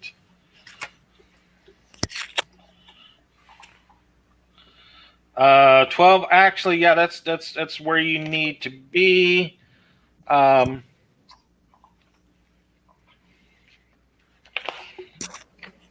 You're basically using like a version of telepathy, and not really suggestion, because you're not trying to like tell her to do something. You're just trying to just calm her down and get her going to go. So I'm just going to make a spitball rule and make it like an 8. So you succeeded by 4. So you get an additional 2 points to your roll there, Hashna. Okay. So it's 2 for your 12, 2 for Teledrift helping. So roll that plus 2d. Plus your skill, whatever skill that you got in that. Got it. All right, so strength. Okay. You gonna roll that as I'm setting the scene. It looks like a big giant arena, kind of like just out of Gladiator. There's thousands of spectators in these stepped column kind of things, like an old big oval place. But it's just you and her in the middle of the pit. She's got a big sword as well. Of course, she's carrying it in her left hand, her cybernetic hand. So when if she does cut you with it, she's going clean through you. All right, so I rolled a 14. Excellent. So that's 4 more than what you needed. The goal was 10, so you added 4 points of armor to your body, Sweet. which is Hey, going to Matt, be very, very handy. Yeah. as we're going in and watching, I'm wanting to do a recon, see if I see anyone's trying to interfere or cause a problem with our fighting. Absolutely, make recon rolls and stuff like that. Absolutely. But yeah, it's just like that whole scene out of Gladiator where people are like cheering and stuff like that, but they're in sci-fi clothes rather than Roman clothes. Yeah, roll a 7. 7. So you're not really, just too chaotic. There's too many people screaming and shouting for blood and passing credits amongst each other and stuff like that for that to happen. You do see Vesh over there. Vesh, and you assume it's Paulo. You remember Paulo from the food truck? They got like front row seats down towards the bottom, kind of across from where you guys are, and you see them, cheering on Hashna, and they got like a little banner out there, like an ad for Paulo's food truck. So it's kind of, they got a little banner out over the rail. And the little drone cameras are around, and they're motioning down towards their banner so everybody will read the banner. Captain, next time we have to do this, we're going to sell advertising space on your clothing, so when you go out there, we make more money. Oh, I'm gonna turn this into, if I walk out of this, then we're going on a marketing campaign. Get like Paulo's patches sewn on everybody's uniforms. Well, just think about it. If you get sponsored by a fuel company, we wouldn't have to pay for gas ever again. Right? It would be great. Right?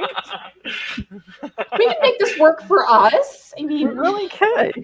Really I'm going to try to channel my inner wildcat here. Nice.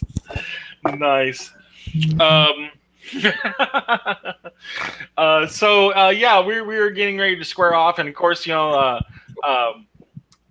a robot announcer kind of a deal that's in the middle of the pit with you guys. He's basically just to make announcements and just get out of y'all's way, and jump in if somebody throws their hand up to give up, to keep you from destroying them, kind of like a referee kind of a deal. Right. But other than that, he's just there to just be there. But you hear him talking, and of course it's amplified through all the speakers as he's hooked up to all the sound systems here, and he's introducing you. It's like, we have a battle for submission here in the Blood Pits tonight. So we have Maria Silverhand of the crew of Ferric Redthane. And everybody's like, yeah, there's a bunch of crew people, in the crowd's going, yeah, stuff like that. And then you introduce you, and he goes, who are you again, dear? Captain Hashna. Captain Hashna of the. Oh, what the hell was the Dragnar? Dragnar, yeah. Of the Dragnar, and people are like, yay! But you're hearing like Vesh and Paulo like. I'm cheering. I am totally cheering at the top of my lungs. I don't even care if I'm the only one in my section. Oh, no, you're not alone. I'm cheering as well. Yeah, we're going, go, Hashna, go. Go, Hashna, go. So it's just that awkward. It's like that one point in graduation where just the family's cheering for this one person. I mean, I am all in. I'm like, you can do it. I need you to live. I want to argue with Sir Alacrity about what the terms of my servitude are. Come on, you can go. And then the other thing is, we'll have to come up with some titles for you, like Scourge of the Outer Marches, The Story of Valen, something like that. Exactly.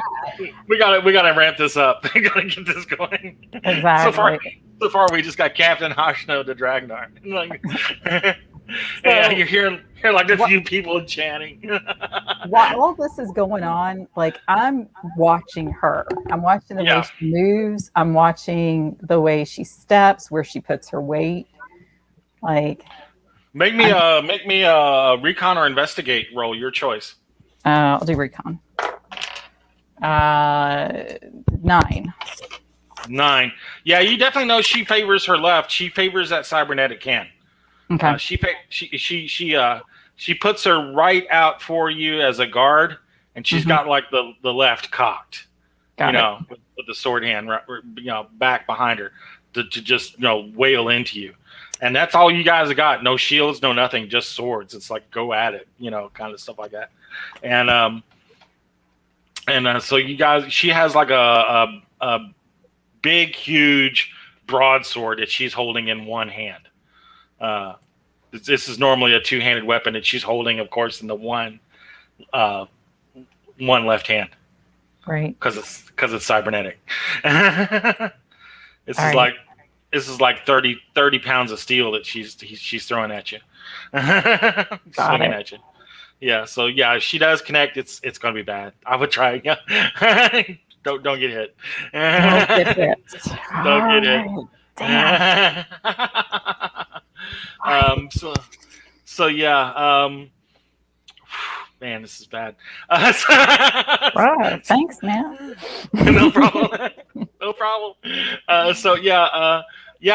We basically will be rolling initiatives, and whoever makes each other flinch goes. They make the announcement. The battle is ready to begin, and you guys are starting to do the Star Trek. Music is coming up, and you're circling each other, that kind of a deal. So, when do I roll the strength, the enhanced strength? You're basically all doing that right now with your initiative, so you'll be rolling like 2 times. Okay.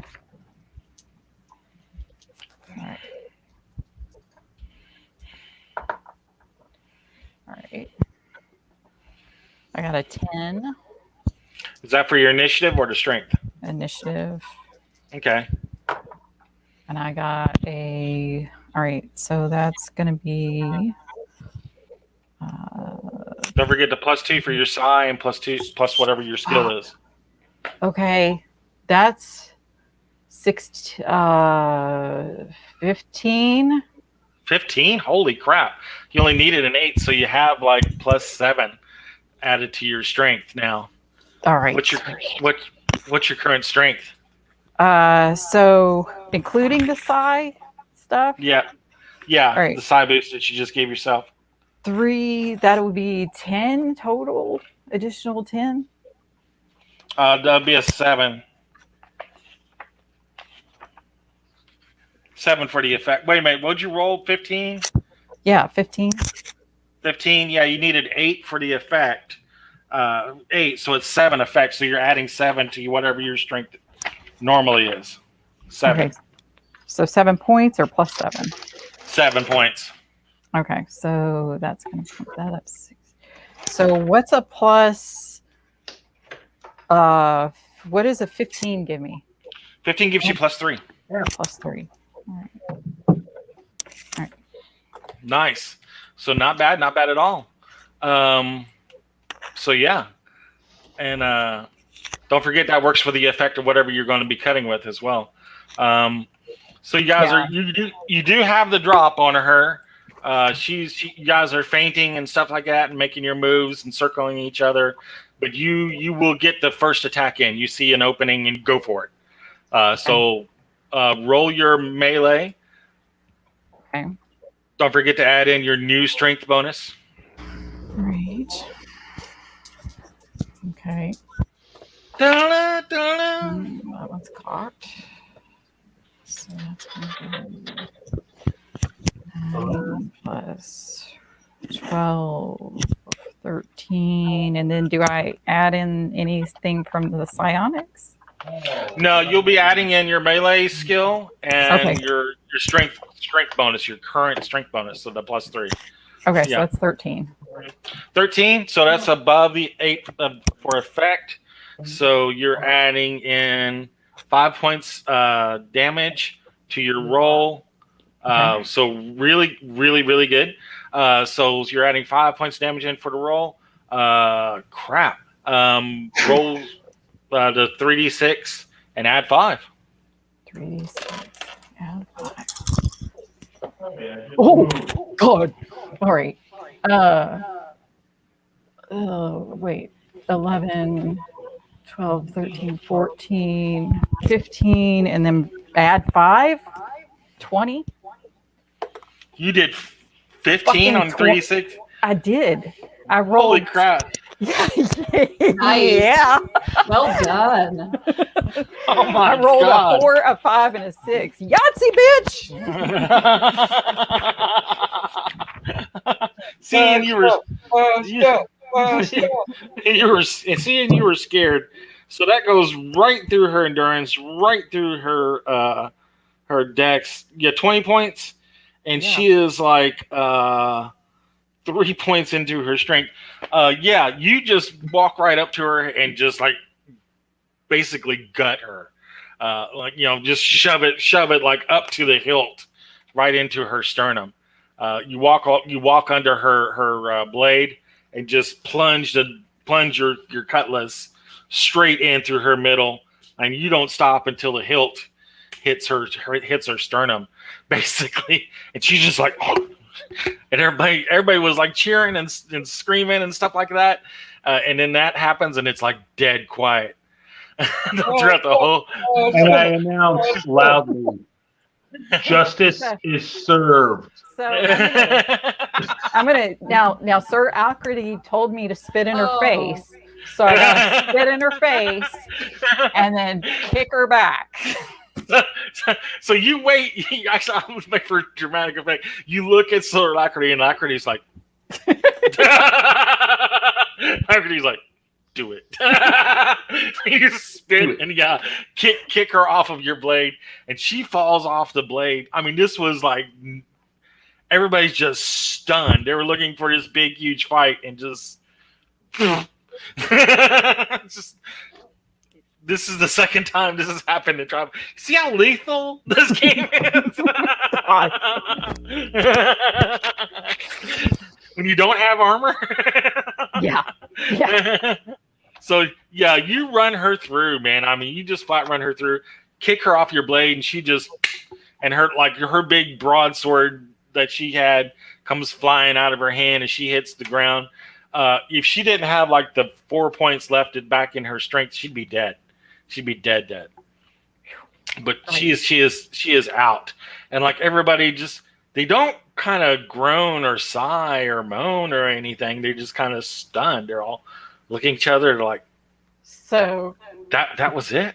But you hear like Vesh and Paula, they're like, yeah. So I'm gonna channel Sir Alfredy, and I'm gonna go over and put my foot on top of her chest and hold the cutlass up to the crowd. So and then a few people are starting to do like this, and it gets louder and louder. And the group the whole crowd just like, yeah. She's like this girl doesn't take any crap. She's like, she's coming here to do business, and stuff like that. And so you went up in my estimation with the spit. You went down in my estimation with the show. I'm learning. I gotta work on it. You went just a little too far, just a little too much. Bring it back a little bit. All right. I'll get off over. I'm looking for the three lords. Like fuck this display. I want my money. The three lords, they get up and they clap along. You see them; they're on like one end of the oval. You see them and they clap and they motion to some droids. Some droids basically come in and they put Maria on a cot and a stretcher kind of a deal. And the three droids, the referee and the two droids, all walk back out, and they're like the one referee droid just kind of motions for you, like right this way, ma'am. kind of deal. By the way, I stop the med droids and say, remove the hand. Oh, the silver hand. Oh, okay. Yeah. Well, she's yours. She's yours. Basically, you go in. You go into the tunnel. The gladiatorial tunnel that you came out of, kind of a deal. You go in there, and they escort you back up towards where the three lords are, the three kings are, pirate kings, and Peter comes up, and Peter comes right up to you like really warm, really nicely. He's like comes and shakes your hand. He goes, "That was the most impressively unimpressive display of melee combat I've ever seen the entire time here in the Blood Pit." You're welcome. He goes, you just went in. You didn't. There was no theatric. That's what you told me to do. But there was no show. No, you know what? It doesn't matter. You won. You got this. We'll spin this. We can make this work. All right. Yeah. So you're getting like a quick nickname throughout the city, like Hashna, one stroke, one cut, a sim, one cut.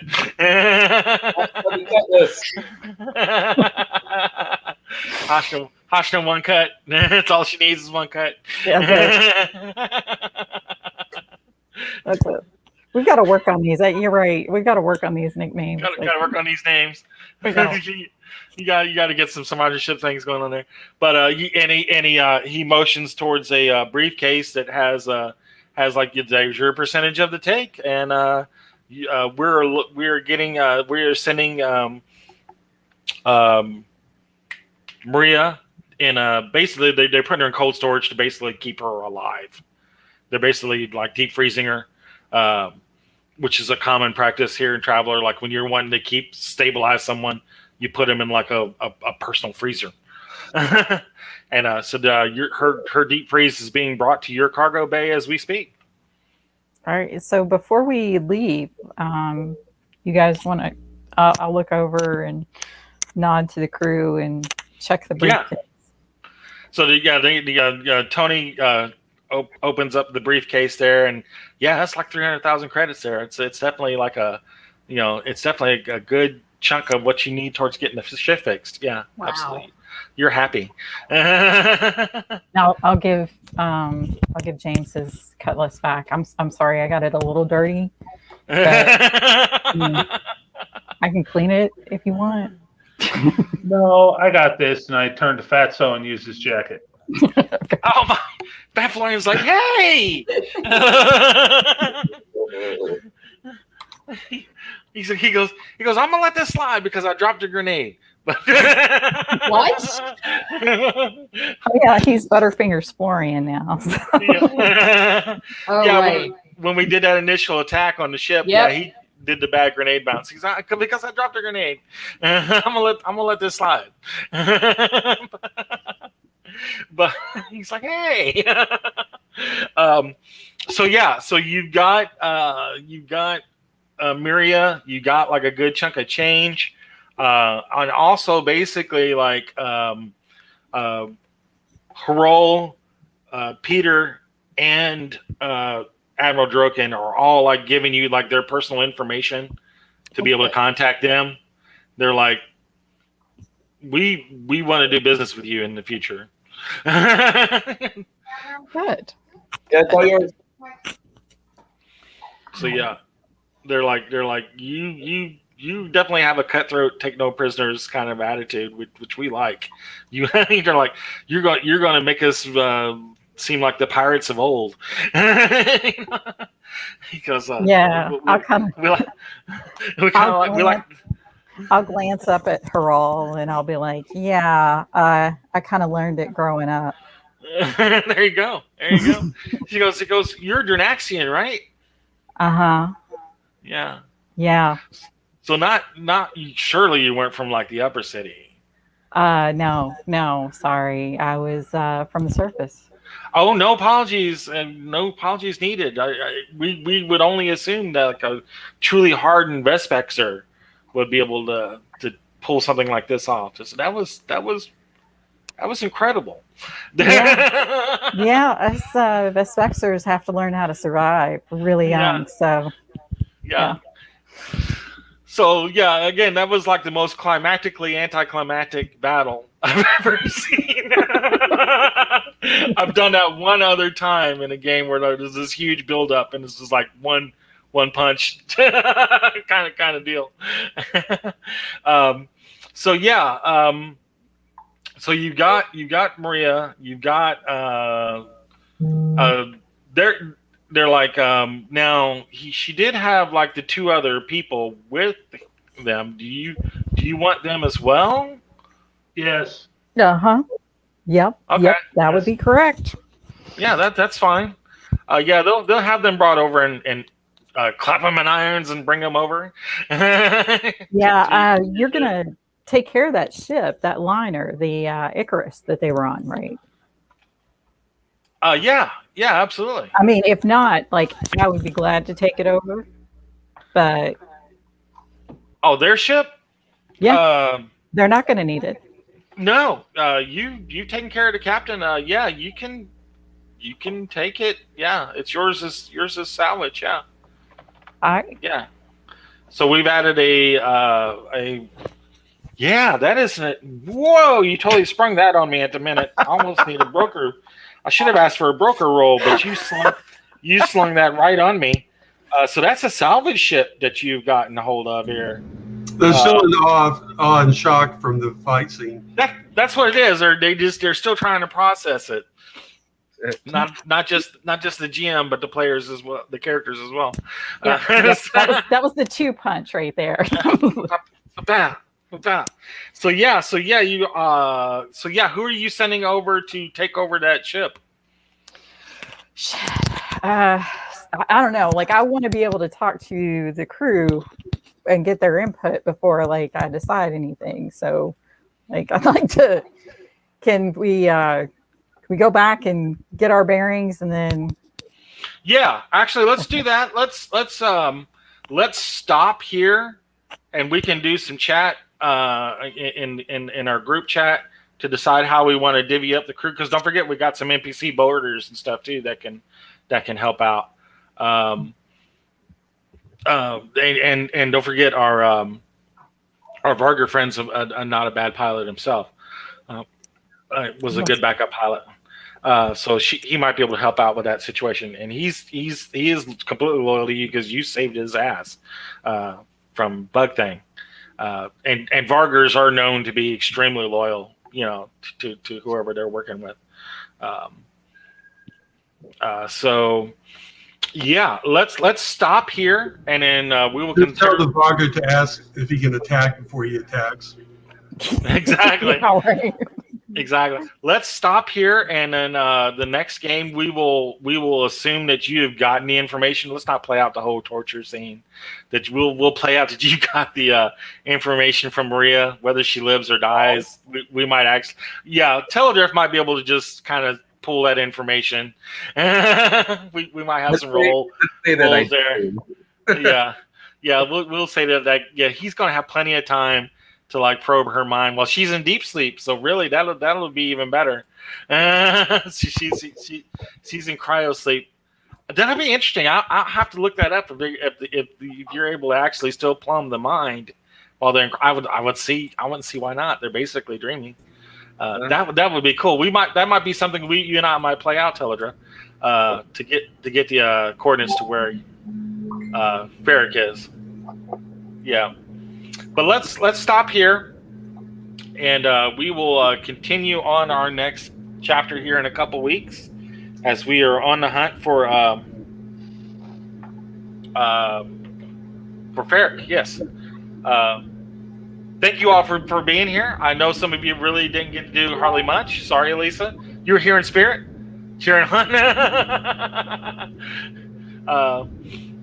But I think it was still a fun game. Everybody got to see the captain flex her muscles, literally,